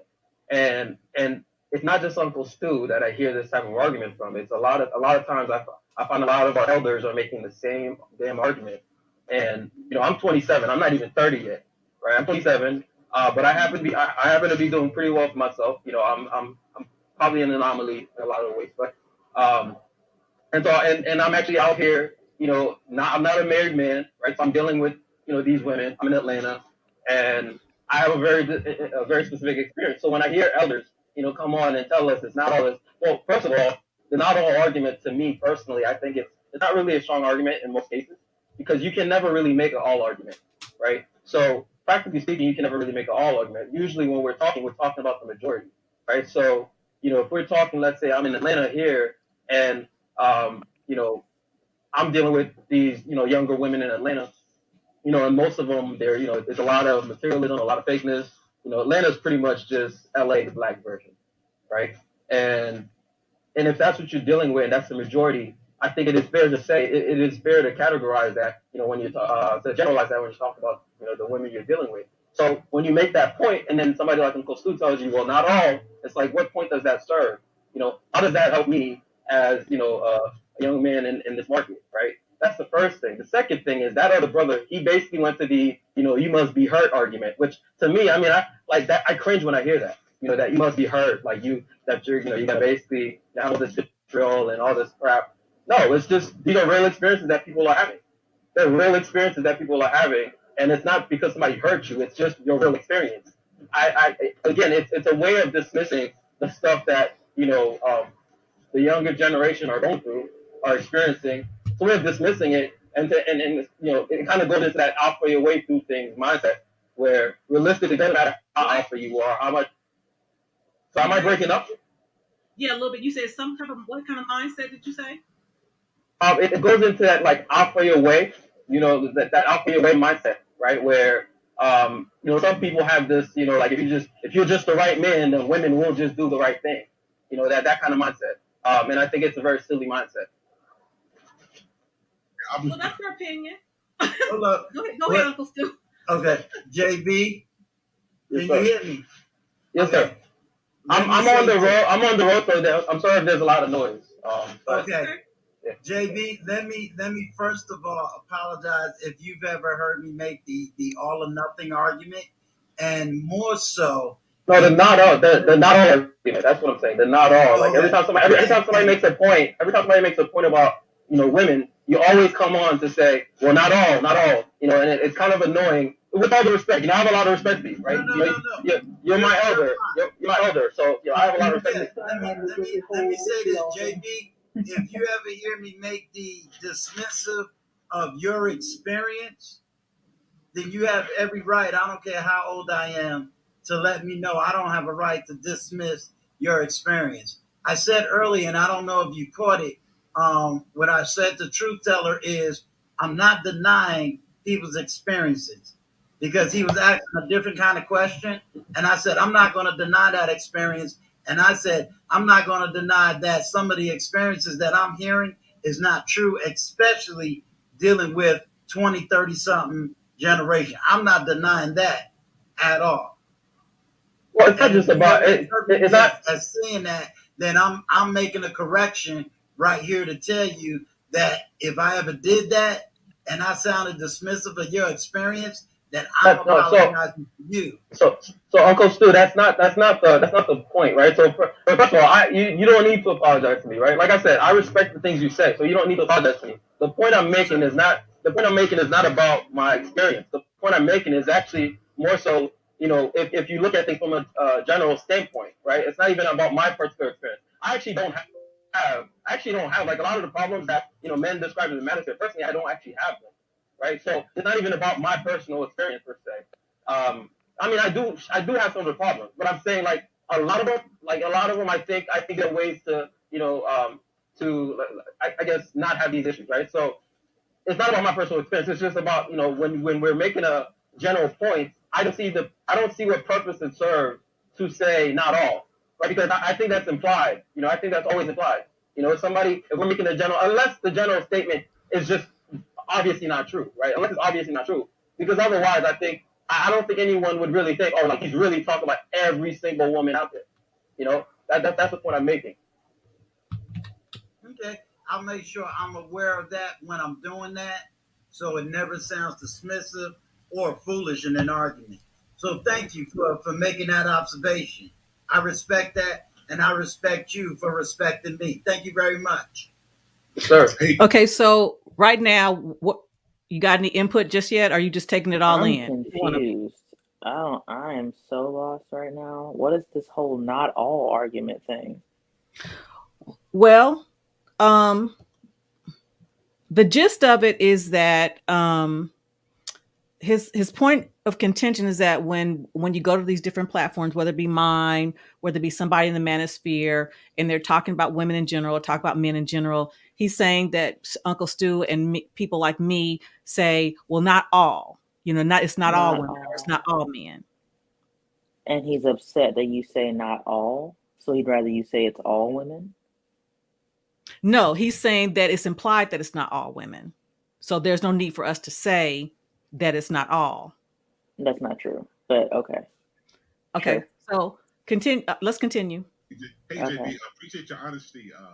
But let's get a couple things right. We're not dismissing anybody's experience or making it seem like you got to be alpha to go through stuff. That's not the goal at all. But the goal has to be, though, there has to be a standard. And what young men have done is we go through things in life, we go through issues, we go through our experiences, and I just heard you spend time talking about the not all. But if you were in a room of 10 people and they were talking about black guys are criminals, right? The black guys are criminals, I guarantee you would say, or at least think, well, not all. And I think that because words matter. No. Actually, let me respond to that. Let me respond. Let me finish. Hold on. So, Okay. I think that words matter, and because we have this explosion of content where we're saying stuff in a general way, that there are times where we have to make it known that this is not all. There were a lot of young men, a lot of young women who are impressionable, and when they see stuff enough, you see stuff and you hear stuff enough, you can have this perspective that this is everybody. And so you do have to not. I don't want to spend time focused on semantics, but I do think that there are certain times where you have to make it clear that this indeed does not apply to all people. Like we would do when people in the media would say that black men are criminal, that we are aggressive, that we're hypersexualized, and that there has to be a group of men who say, no, this ain't all of us. Some of us are hardworking husbands, hardworking fathers. We are graduates. We were in school. We take care of our communities. I think when it comes to this, sometimes it's necessary to remind people that what we're talking about, we're not casting a blanket over everybody, and that sometimes it does not apply to all. So I want to make that part clear. And then I'm not saying that to alpha your way through anything. I am saying that as a man, your job is to get through life, to learn from it, and not expect people to care about your feelings, because that's not the way that the world works. That's what I'm saying. Okay, so I do have to respond to your first point. I absolutely disagree. I don't think you need. I think, like I said, I think the only times you need to make a correction, and not all correction, is when it's obviously not true. So, for example, you took the example of black men, which I think it's good that you took that from black men. So, the example of black men, if they say, oh, if they make a point, if somebody makes a point that seems to imply that, both black men or even all, but again, I never even think all, but if somebody makes that point, there is enough data to show that this is factually not true, right? It doesn't even matter. It doesn't matter what my opinion is on that. It doesn't matter how I feel about that. There's enough data to show that this is factually not the case. However, if we're talking about women, for example, and we say black women are fat, right? Obviously, not every single black woman is fat, but hey, if over 70% of you are obese, that makes it okay to say that. That's the point. That's the point. So if you make that point about black men, I will correct you, not because I'm trying to make not because I'm trying to make a not all argument, but because you're just wrong. There's a big difference there. Okay, let me chime in. There are a couple of things that there are a couple of things that I'm going. Okay, so what are your thoughts, Janai and Danielle, thus far? There's still more to go, but what are your thoughts thus far because you have Uncle Stu is 54 like myself. Mr. Hale, I think he's in his 30s or late 30s. I think Jedi Mike is 23. JB is 27. What are your thoughts on the conversation thus far? You can Either go one of you. I think that the Can you speak up, honey? I think that, can you hear me now? Yes. Okay. I think that the young man, JB, Mm-hmm. I think he has a point, but I more so agree with the other man was saying. Like, it's necessary to say that it's not all, because people are impressionable, and that includes self. And the more you have an antagonistic approach about a certain topic of issues, the more you carry that energy into your own life. So, like, for example, I don't have a lot of these problems personally, but I'm not going to participate in a conversation acting like I'm jaded. I'm going to be fair and graceful. And I don't receive that energy from the young JB person. Like, yes, most women in America are getting obese, okay, but so are men. It's only like a 5 to 10% difference. So there's no reason to call out just women specifically as a point to be like, oh, this is why you're single. Like, that's not necessary when it's a mutual problem. There, I don't feel like that energy is needed. Okay. Danielle, what about you? I mean, I just think he just wants to stir the pot, I guess, because like maybe he lives in a world where people aren't impressionable, and that's fine. He could. Maybe the people he's around, he doesn't that doesn't need to be said, not all, but like for the 99% of the world, there's a reason you need to have disclosures for things. There's a reason that they have in the bathrooms wash your hands. Because even though it's common sense, people still need to see the sign. Mm. So it's the same thing with this. It's just like I can't say anything as a totality because everyone has their own experience, which is why I always say anything, I can't box everyone's experience into mine. And that's what he's trying to do. He's trying to say, like, because my experience is, I don't have to say not all. The rest of y'all need to stop saying not all. And it's like, that is your one experience, young man. You're one. You, for one, haven't lived long enough years for your experience to be valid to anything. And two, you are single. So your value on this one topic is jaded because you already are talking about black women in Atlanta having issues with dating already. So whether he realizes it or not, he has a different agenda than someone like myself who lives in Texas who's married. So again, it's just he can't speak from an experience he hasn't experienced. He lives in that world, but the rest of us know of a world that's different. So we have to make accommodations for that world, not just his world. And that's where on top of that, he kind of has some kind of argumentative nature because when I can't say his name because it's too tiny, but the guy in the plaid shirt, when he was speaking, he was already trying to cut him off. And I'm like, hey, there's a two-part conversation here. One person speaks, one person waits, and then they exchange.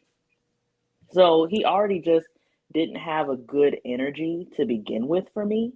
That's why I was kind of not really surprised by the arrogance of his topics because it's like you already just kind of seem jaded as an individual to begin with. Like, and that's just, again, this is just my analysis. I didn't see the whole stream. I don't know where the conversations went, but just from the few moments I've seen, that's what I just can't deal with. I'm just like, yeah, you just kind of need to sit down somewhere because you really just don't know what you're talking about. Like, no shade. It's just, you just don't. Like, Okay, let's continue. Request. I'm one that when I have a specific topic that I bring onto my platform, I center the focus on the topic. What I am not going to do, nor will I allow it to be done, is a conversation to go in a direction that is not intended because it does not add anything to the conversation for which I devised the topic to begin with. Why the topic that I stated is what my husband's interview and his perspective of a man as it relates to women and being a husband. So certain things that I may present on this platform may not be for everybody, and I'm okay with that. Okay with that. So I respect your position, JB. You're young enough to be my son. My daughter's 27, is married, been married for 3 years, with her guy for 5. So the demographic that you're in, it may be that. And B9, you can not tune in through that.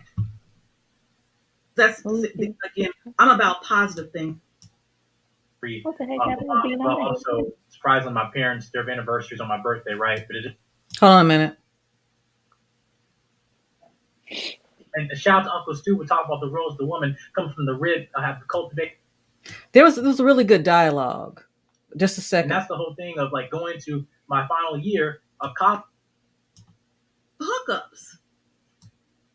Because So when it doesn't make profit, agreed that a young man shouldn't necessarily be thinking about. So yeah, so I found doctrine to them. Let me see. I'm trying to see if there's more dialogue here, because but they got the wrong mindset too. From it, I'm talking about it's a. Hold on a minute. We changed the culture. I'm looking for the continued dialogue. You guys are dialoguing right now. I'm 100%. Okay, then. Part of yours. Okay, let me say. I'm 100% JB. Yes, sir. I just want you to know, I don't talk from theories and statistics. I'm a 54-year-old Army veteran, and I speak from pure facts and pure understanding. Shout out to the 757. So what I'm saying to you, sir, is you're speaking to a man that also has heard Kevin Samuels. I was stationed in Fort Sill, Oklahoma, so I know Oklahoma very well. Not only that, sir, but I am putting in the work, and by the grace of God, the Jedi Mike over here understands. And so there are men my age who is putting in the work, educating young men, and they're putting in the work. It's not theoretical. Either we're going to put in the work or we're just going to talk. And one thing we learn according to scripture, faith without works is dead. So if you just want to talk, then all of the work is dead. The whole thing is that we got to put in the work. And the reason that we're putting in the work is for one reason and one reason only. We change the culture. The culture don't change us. So either we're going to leave the culture or we're going to cry by the culture. So when I'm putting in this work, when Jedi Mike putting in this work, when Sahel speaks is putting in his work, we're not talking behind a mic. We on the street and we making it happen. So all this theory about, it's Atlanta and da-da-da-da-da. You know what? A man understands the plan and he goes and he do what he got to do. He don't complain about it. So what do you see Jedi Mike doing? He's putting in the work. You don't hear him saying, I don't want to put in the work because I don't know where the woman going to be. I don't know what this is going to be. No, sir. Either you're going to be a leader and lead, or you're just going to be a follower and just sit down and say nothing. The people that's putting in the work got to put in the work. What did Kevin Samuels teach men? You got to put in 60 hours worth of work. He didn't say nothing about, let's just talk about a gentleman, show the statistic, data, and facts. Kevin Samuels is 52 years old. He's put in the work. But the way Kevin Samuels talking, young man, I hate to tell you, he ain't the first person to ever talk that way. Older black men like myself been talking that way for the last 10, 15 years. Okay, so what was happening here? Let me kind of, in this, I think where we kind of veered off. Okay. because Uncle Stu was talking about putting in the work, and he was quoting Kevin Samuels about 60 hours of work. And then JB, and I can play that too, talked about, that he's putting in the work. Well, I think there was two definitions of what we understood work to be. I believe that Uncle Stu was talking about the internal work that we talked about earlier in the broadcast, far as mentally preparing ourselves for a relationship, also discernment, those kinds of things. I think JB understood it to mean the actual physical work. Now, listen, Paul Ben, and you make a good point. He says, from what I got from it, the question is, does not all make us address the issue? And I guess it doesn't make us address the issue, but I think in addition to what Danielle is saying, that it can be, because we're dealing with people that are impressionable. We're dealing with people who don't have who may not have a whole lot of relationship experience. We're getting wisdom. Or wisdom, and we're dealing with a lot of people who are not chewing the meat, spitting out the bones. And we're dealing with people that will go out with this mindset, oh, I'm doomed from the start. So why should I even try? This negative narrative. Like if like example, if I was saying like, yeah, men out here, they don't have no job.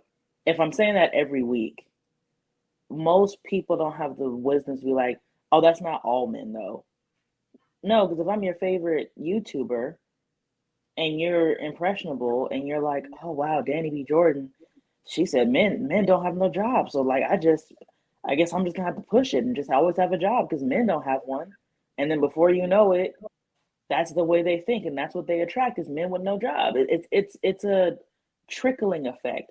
Because I think I said this last week, Mom, or something like that. I had said, a part where the church has failed Black women is that they made it so impressionable what they were saying. Because in the church, they don't say not all. And guess what we get? A lot of women with unrealistic expectations. Because when a speaker is up saying, get a man with purpose, get a man who is foundationally sound, get a man who's fully in his purpose, and da-da-da-da, they don't explain what that means. So then an impressionable generation takes that to mean, oh, he must be out here working 80 hours a week to be in his purpose, or he must have 2 houses to be in his purpose. And because there was no disclaimer or disclosure, then you have people who are impressionable just out here lost and confused. Well, I thought I was looking for a man with purpose, but no one explained what that meant. And then there's not a surprise that there's home a lot of single men and women now, because nobody took the time to explain what they meant. They just said it like a blanket statement, like JB's asking for. And another thing too, and I liken it to the narrative of, again, the 80s and the 90s in my youth, when women were saying men are dogs, or men ain't this. So you walk into it expecting that. Part of your mind is not expecting much, because that is what is in the back of your mind. And then unwittingly, you're attracting the very thing that you said that you don't want. Exactly. Because half your mind is preoccupied with the fact that it's like that. Janai, what do you think? Can you hear me? Yes. Mm-hmm. Sorry, I get a lot of complaints about my voice. I feel like the not all statement, it actually highlights more problems with lack of nuance. And it's very much needed.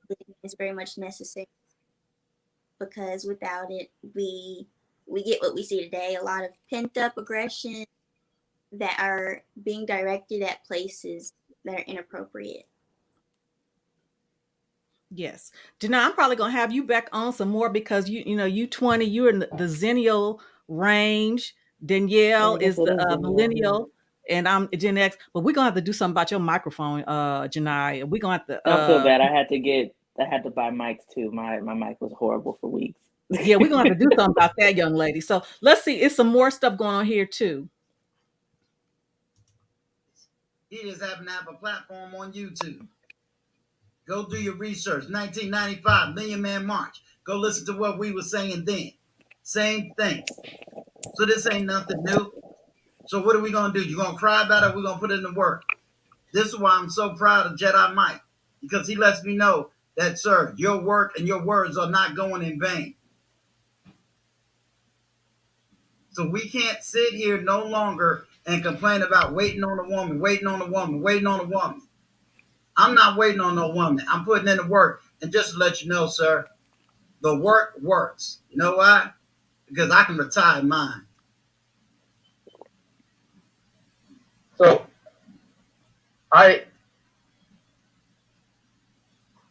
hello? JP, can't hear you. You can't hear me? No, not you. No, TJ, you're muted. TJ, you're muted. TJ. So Okay, wait a minute. Okay, so JB, you can respond. Then I'm gonna go to Mr. Hale, then Jedi Mike, and then we're gonna wrap it up. This is y'all have really made me feel good. This was only supposed to be an hour and a half. We are 3.5 hours. So y'all, I guess we talking some good stuff here. So go ahead, Jonathan. So I don't even know how to respond to what Uncle Stu just said. Like, because pretty much everything he just said, I literally just said. I personally just told you, if a man tells me he works 40 hours a week, I tell him he should be working more. I literally just said that, right? So I am 100% on board with putting in the work. You know, like I mean, I'm 27, and part of the reason why I'm able to be where I'm at 27 years old is because I put in the work. So I'm 100% in agreement with you on that. So I don't understand where you came from with this complaining thing. I'm not complaining. I'm literally, and this is what I'm saying, is that when you take everything I just said, where I'm partially agreeing with you, I'm just pointing out the parts where I see some issues with the narrative, right? When you take everything I just said here, and then your response is put in the work and be a leader, stop complaining. It's like, I'm not complaining. In fact, even when I initially started, I literally told you a lot of these problems, I do deal with some of them in general, but a lot of them I don't actually deal with them myself. And so that should tell you something. So I'm not disagreeing with that. I don't even know where that came from. I don't know why you told me that personally, because why are you interpreting me pointing out some issues that younger men are experiencing, and not just younger men, by the way, like older men as well, but specifically men are experiencing in this market, and you just interpret all of that. You conclude essentially that I'm complaining somehow, and I just need to put in the work and not talk and not be theoretical. And anyway, honestly, initially, I actually just came on board to say what's up onto TJ. I'm always shouting you out, but I see this went like you know, I kind of wanted to point these out because I know this is a reaction that a lot of young men have to this content when they hear elders, because we're hungry to hear elders, right? We're hungry to, like, I respect OGs. I respect people who are older than me, who have experience, more experience. That's the same reason why I respect what my dad has to say on things. I go to my dad for just about everything. I do business with my dad, etc. There's a reason I respect that. But then when I get a response like that from Uncle Stu, it pretty much shows me that he pretty much didn't listen to anything I just said, right? And then that's kind of like, wow, like, that's kind of unfortunate, right? Because I didn't come here and complain. I'm not complaining. That's not my point, you know. So I just think that's unfortunate. It is what it is. We don't have to go back and forth on your platform, TJ. I just came up to shout out, so I'll just drop down. That's cool. Well, thank you very much, Jonathan. I appreciate your support, hon. Okay. All right. So let me go Sorry, back to Mom, this before too. you start, Yeah. just to let you know it's 104. So if you wanted to have people on, I would suggest doing it now, because Okay. I can't be on all day. I know. But real quick, I wanted to read his comment too. Let me go ahead and not share. Not share. Yeah, let me go ahead and read this comment, because it was, and that's one of the reasons I wanted to talk about it, because there was clearly some opportunities missed here. And I mean, I don't really see where it was missed. He made his mind up on what he wanted to do. I don't see where this opportunity missed. okay, so Mr. Bennett wrote, what'd I do? Oh. Okay. Oh, that's Mr. Bennett wrote Sorry. that yes, hon? Janiyah? Janiyah, are you there? I think the audio is lagging. Can you hear Okay. me? Dang it. Yeah, I can hear you now. Did you have something you want to say? No, no. I said I'm sorry for the going rogue. Oh, okay. So Mr. Bennett wrote a week ago. He says, "Appreciate the shout out today because his I think his anniversary was coming up. The exchange with JB was enlightening to the issues between the generations, as you mentioned. And honestly, I agreed with him more than with Uncle Stu, who is much closer to my age. When JB made a point, Uncle Stu made a homily, again, very interesting. I went back and watched it twice.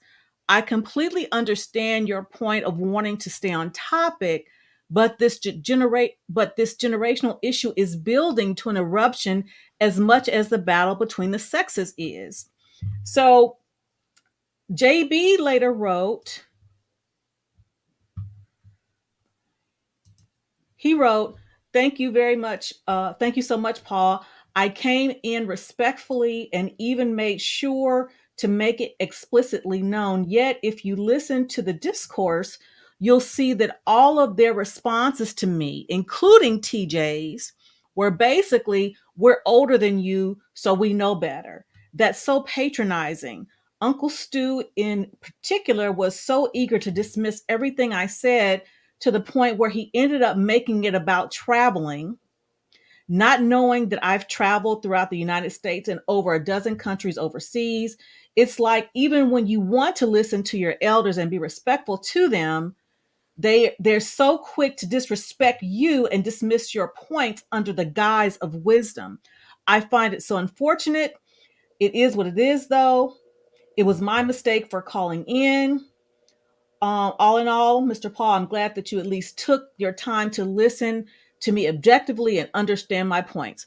So, your thoughts on that? I mean, he's in that regard, he is right. Your generation does tend to be way more dismissive than mine. But where I disagree is my generation also has the fault of being extremely emotional and triggered all the time whenever someone says the truth. Like, people don't like truth at all. Don't know why, because it's very freeing, gives a lot of peace, but people don't like the truth. It's like, for me personally, as I always say this, I'm like, people don't really want to be married as much as they say they do. Or if they want to be married, they want it to like be this like silver platter in your face and just take marriage, no work, no, hardship, you know. And I don't really get it from me, because again, like I said, I haven't been married a decade. I've been married 3 years with my man for 5. So I'm not that out of touch when it comes to dating. It's been a minute, but still, it's recent enough. And I never had these problems that they talk about. Never had them. I didn't have to worry about some guy using me for money. I never had to worry about I just, certain things I didn't have to worry about. And realize I'm a military brat, people. It's not like I've lived in one state my whole life. I've dated in like 2 or 3 different states. And the thing is that I've noticed is I'm more honest than most women, which is why I get what I ask for. And I also don't tolerate a lot of foolishness that a lot of women tolerate either. So it's kind of like, I wonder how honest JB is in relationships for him to be getting these kinds of results. Or is he just lacking discernment in putting barriers in place with these women, if he's even having issues? You see what I'm saying? Well, he said that he said he wasn't having a lot of the issues. I think he was just speaking on the general the climate now. And he is correct. There Yeah. is a lot of women who are jaded, and there's a lot of men that are jaded. But it's like I don't know. It's like, to what end do we keep making excuses? Like, we have the tools to get what we want. We all do. It's just, do you want to work to get it? And I'm not, like I said, it's not work like getting a job and 3 other jobs. It's about, are you willing to take the time and pray about this person? Are you willing to take the time to go to God about, I like this chick, what do I do? Or like, okay, we need to go to counseling together because we're not communicating. Like, what are you willing to do? You know what I mean? And it's like, I don't really know what to tell people who don't want to work for a relationship, because a relationship, even a healthy one, has long suffering attached to it. Well, and here's another thing, and Janai, I'm gonna let you in a minute, and Uncle Stu is waiting in the back. But there's another thing I think that, because I went back and watched it again, and I think it was a missed opportunity, because I did understand what JB was saying in the sense of painting the picture of where the situation in Atlanta, and I think uh, What do you Uncle mean? Because I Stu didn't see the whole thing. Uncle Stu did missed an opportunity with speaking not really to his issue. And I asked him at one point, I said, well, what do you suggest? Because again, I'm not, we can identify the problem, but just not keep talking about it. So I asked him, I said, well, what do you suggest? And then he said, he talked about what Kevin Samuels is doing about holding women accountable and X, Y, and Z. And I said, what, and how, Kevin Samuels has proof of what he's done to help people. And I said, well, that's good, but he has his approach and I have mine. So So what, he's again, wanting you to do counseling sessions with women well, or he something? wants, I don't know. I'm not sure what he wants, but I think the reason why I want to do that is because I do understand that there are some tensions generationally speaking, because you and I have had them. Me and my mom has had them. And I think what kind of frustrates me is sometimes is that he said that that you all want to hear from the OGs, but we are dismissive of you. Well, I think that we think that you're dismissive, and I'm in generalities. You all are dismissive of certain things that we try to impart to you, which is no different than my generation with my mother's generation and my mother's generation with my grandfather's generation. So it is not a new thing.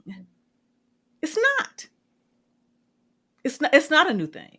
Let me bring up Uncle Well, Stu real quick. yeah. Go ahead, Daniel. It's not about it being a new thing. It's about the the dynamic of life is what's the issue. Because like you're saying, like how you dismissed your mom's generation and then your mom dismissed her generation, realize how the evolution of life has changed in those decades of time.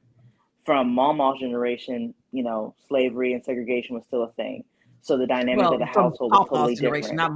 not mama. Well, I'm you know what I'm saying. I'm just Yeah. saying in general, like the dynamic of the man and woman has changed drastically over the last 50 plus years.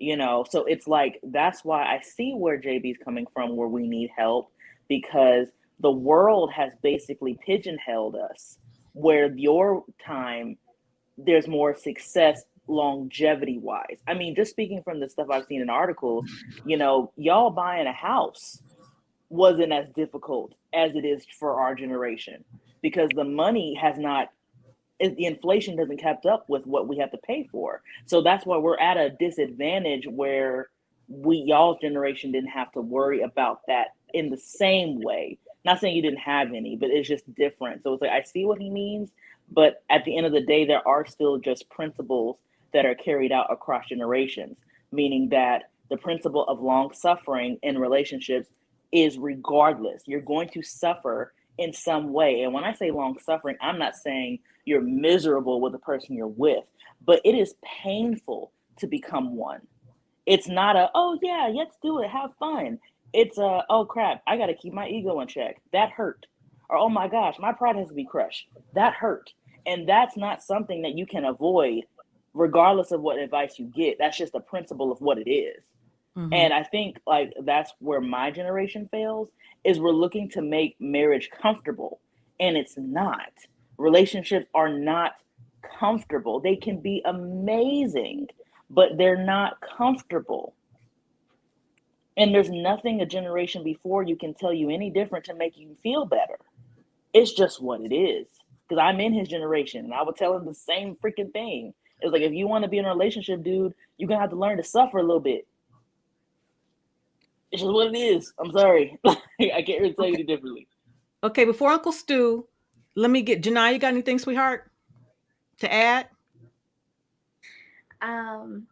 As far as the generational divide, like you said, we're always going to have these problems with communication and listening to one another. I feel like that man, I forgot his name. JB? No, the other one. Uncle Stu? Yes, I'm sorry. Uncle Stu, he was a little dismissive towards JB in the end, and JB had a valid point in his little comment he made. And I have experienced that myself, where I may be talking about an issue with someone older, and they completely move away from what I said to spout out their wisdom, which may be valid, but it's not appropriate all the time. Sometimes older people can learn from the younger ones too. Mm-hmm. And that's what Good point. That's why I have Danielle on here, and that's why I want her to see, because she keeps it real with her mama. She grows me real. Anyway, Uncle Stu, go ahead. All right. Hey, how are you, young lady? I'm good. How you doing? Doing well. How are you, Miss? Now, how you say your first name? It's Janaya. Hello, Miss Janaya. How are you? I'm good, thank you. It's probably the first time I've been on the show and actually talk with a soft voice, right? People don't know that I can't speak that way. Well, I appreciate your comments, and I appreciate what you had to say. So let me ask you a question so that I can learn, okay? Because my youngest daughter is 25. So tell me where it sounded dismissive, so that way I can understand what you're saying and how it's dismissive to you. Oh. I don't remember everything I said, but I do feel like you went off on a tangent towards the end instead of addressing his exact point. Okay. Can you at least explain to me what the point was? That way I can understand where we was at. Let ask Danielle, you got anything real quick? Oh, I'm sorry. Oh, no. I mean, again, you kind of didn't play the whole thing. So it's like, I'm just gathering bits and pieces from what you did show us. Mm-hmm. But it's like, where I see both sides of it is that whatever JB was saying, he didn't have the wisdom to articulate his point well enough. So whatever point he was trying to make was easy to be missed by Uncle Stu, because he may have heard part of what he was saying and took that and ran with his wisdom with it, instead of what you could have done is maybe asked him more clarifying questions. So maybe JB could get to his point better, because again, another thing with my generation, we don't communicate very well. How do I know? We suck at writing. So it's like, if we can't even write a freaking email, Jesus, how are we going to communicate with anyone? So it's one of those things. I would say, if you're talking to someone who's younger, is like, when they say something, can you clarify more of what you mean? So that way you can get to like the meat of the issue, because a lot of times my generation likes to do surface level questions, but they mean here, but they won't just start here. They'll start up here for whatever reason. And to that point, I think I'll give you an example, Stu. At one point, you were talking about doing the work, and then I knew that you meant internal work. Right. But at one point, you said, "I can retire mine." So in one point, I'm saying that he's maybe talking about internal work, but then you're liking it. You're comparing to the fact that you can retire. I'm assuming you can retire your woman. So JB may have thought you were talking about occupational work because you were talking about I can retire mine. So that's why when he said I understand, I've been doing the work, I work more than 60 hours. So again, there was just a divergence of what I believe the understanding was, because again, I thought, okay, he's talking about the internal work, kind of like what Danielle is talking about, examining yourself. What am I putting forth to attract what I want, in a sense of, am I communicating my expectations? Do I even know what kind of man I need to be, so I can know what kind of woman I need? But at the end, well, Uncle Stu said, I can retire mine. Well, that has to do with money and occupational work. So that's where I think that's an example of that. Right. And then when I was listening, I said, you know what? I crossed it up. And so I could see where that mix up, came from. Definitely. All right, come on. Let me get some more critiques. Well, no, and Danielle doesn't have a channel yet. Speak to that, Danielle. I don't have a channel yet. I will. No, Danielle told me that. But to let you know, TJ, just between you and I, Danielle's supposed to be on my platform Tuesday because my daughter is going to be on the platform and she's going to have her own. I'm giving her the whole stage. So if I don't see Danielle Tuesday night with my child, I'll be back and I'm going to be that yelling uncle again. Well, congratulations. But congratulations. Yes. My daughter's going to be on Tuesday night, and basically what I think we got to set up for 6 Eastern time. Eastern time. So you're it's going to be about 5. I don't know where you're at, but I'm Central. I'm in Texas. Okay, so it's about 5 o'clock. We're only an hour difference. To make that work. Oh, my bad. 7:30 Eastern time, 6:30 Central time. Oh, that's perfect. I can make that work. Okay. Because she's basically going to be talking about healing.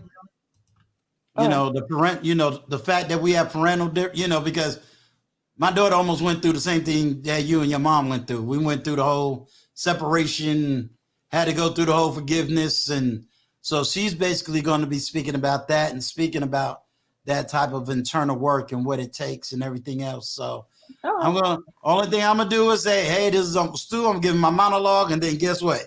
Hit the button. I'm gonna be chilling in the back. So listen, what Mr. Bennett is saying. This, he said, where it was dismissive is when you started stating your background, military service, appearance of Million Man March.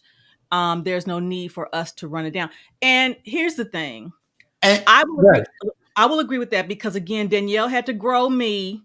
When I when I was a situation with Anton and I'm giving my backstory, and she said, well, Mom, that was really unnecessary. And it's an accolade thing. It's a generational thing. I understand my thinking is an anomaly in my generation. Mm-hmm. I don't give a crap what anybody thinks about me. Like, I really don't. Like, I just don't care. And here's the thing, and to be honest, and Stu, you can we care about what we did, but they don't. They really don't.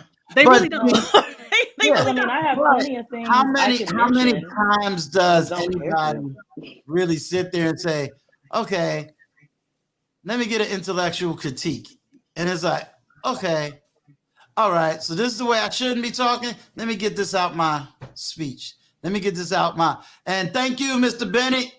Much respect due, sir. I got it. Yeah, I got it. So I get a chance to listen. That's why I said, okay, explain to me this, explain to me that. Danielle, you said something earlier, and I wanna pluck your brain. We got 5 minutes, and then she got to go. Okay.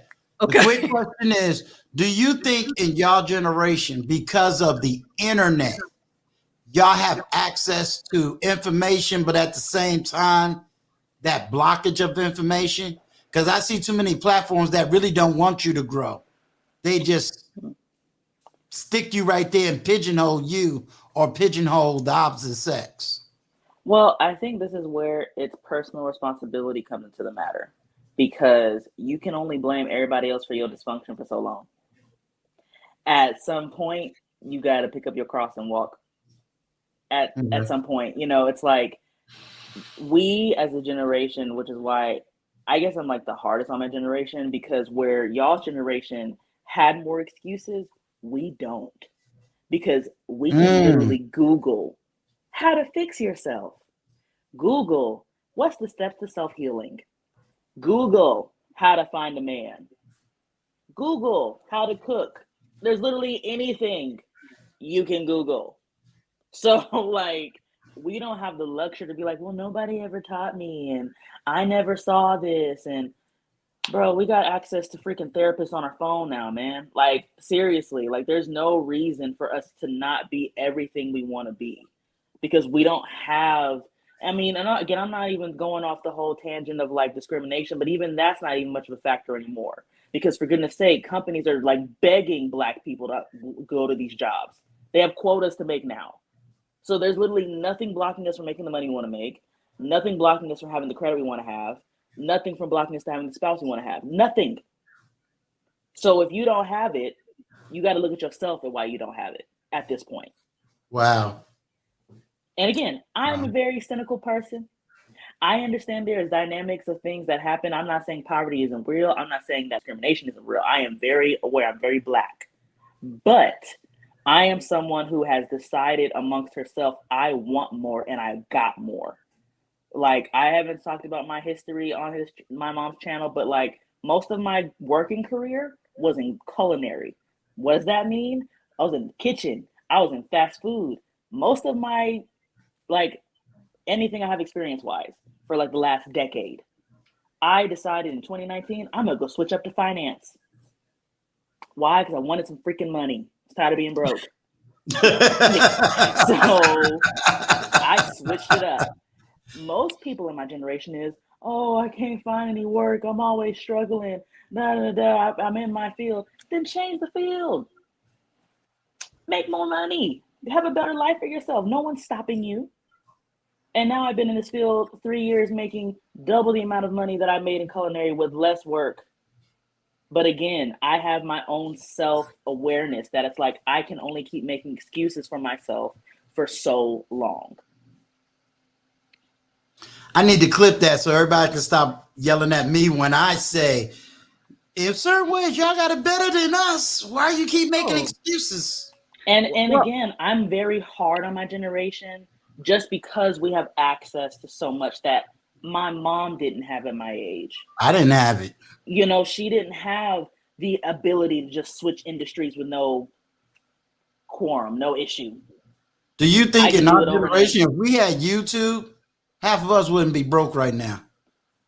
I'm just saying. Well, here's one thing too. I want to say, and I'm gonna let Janai have the last word before we go.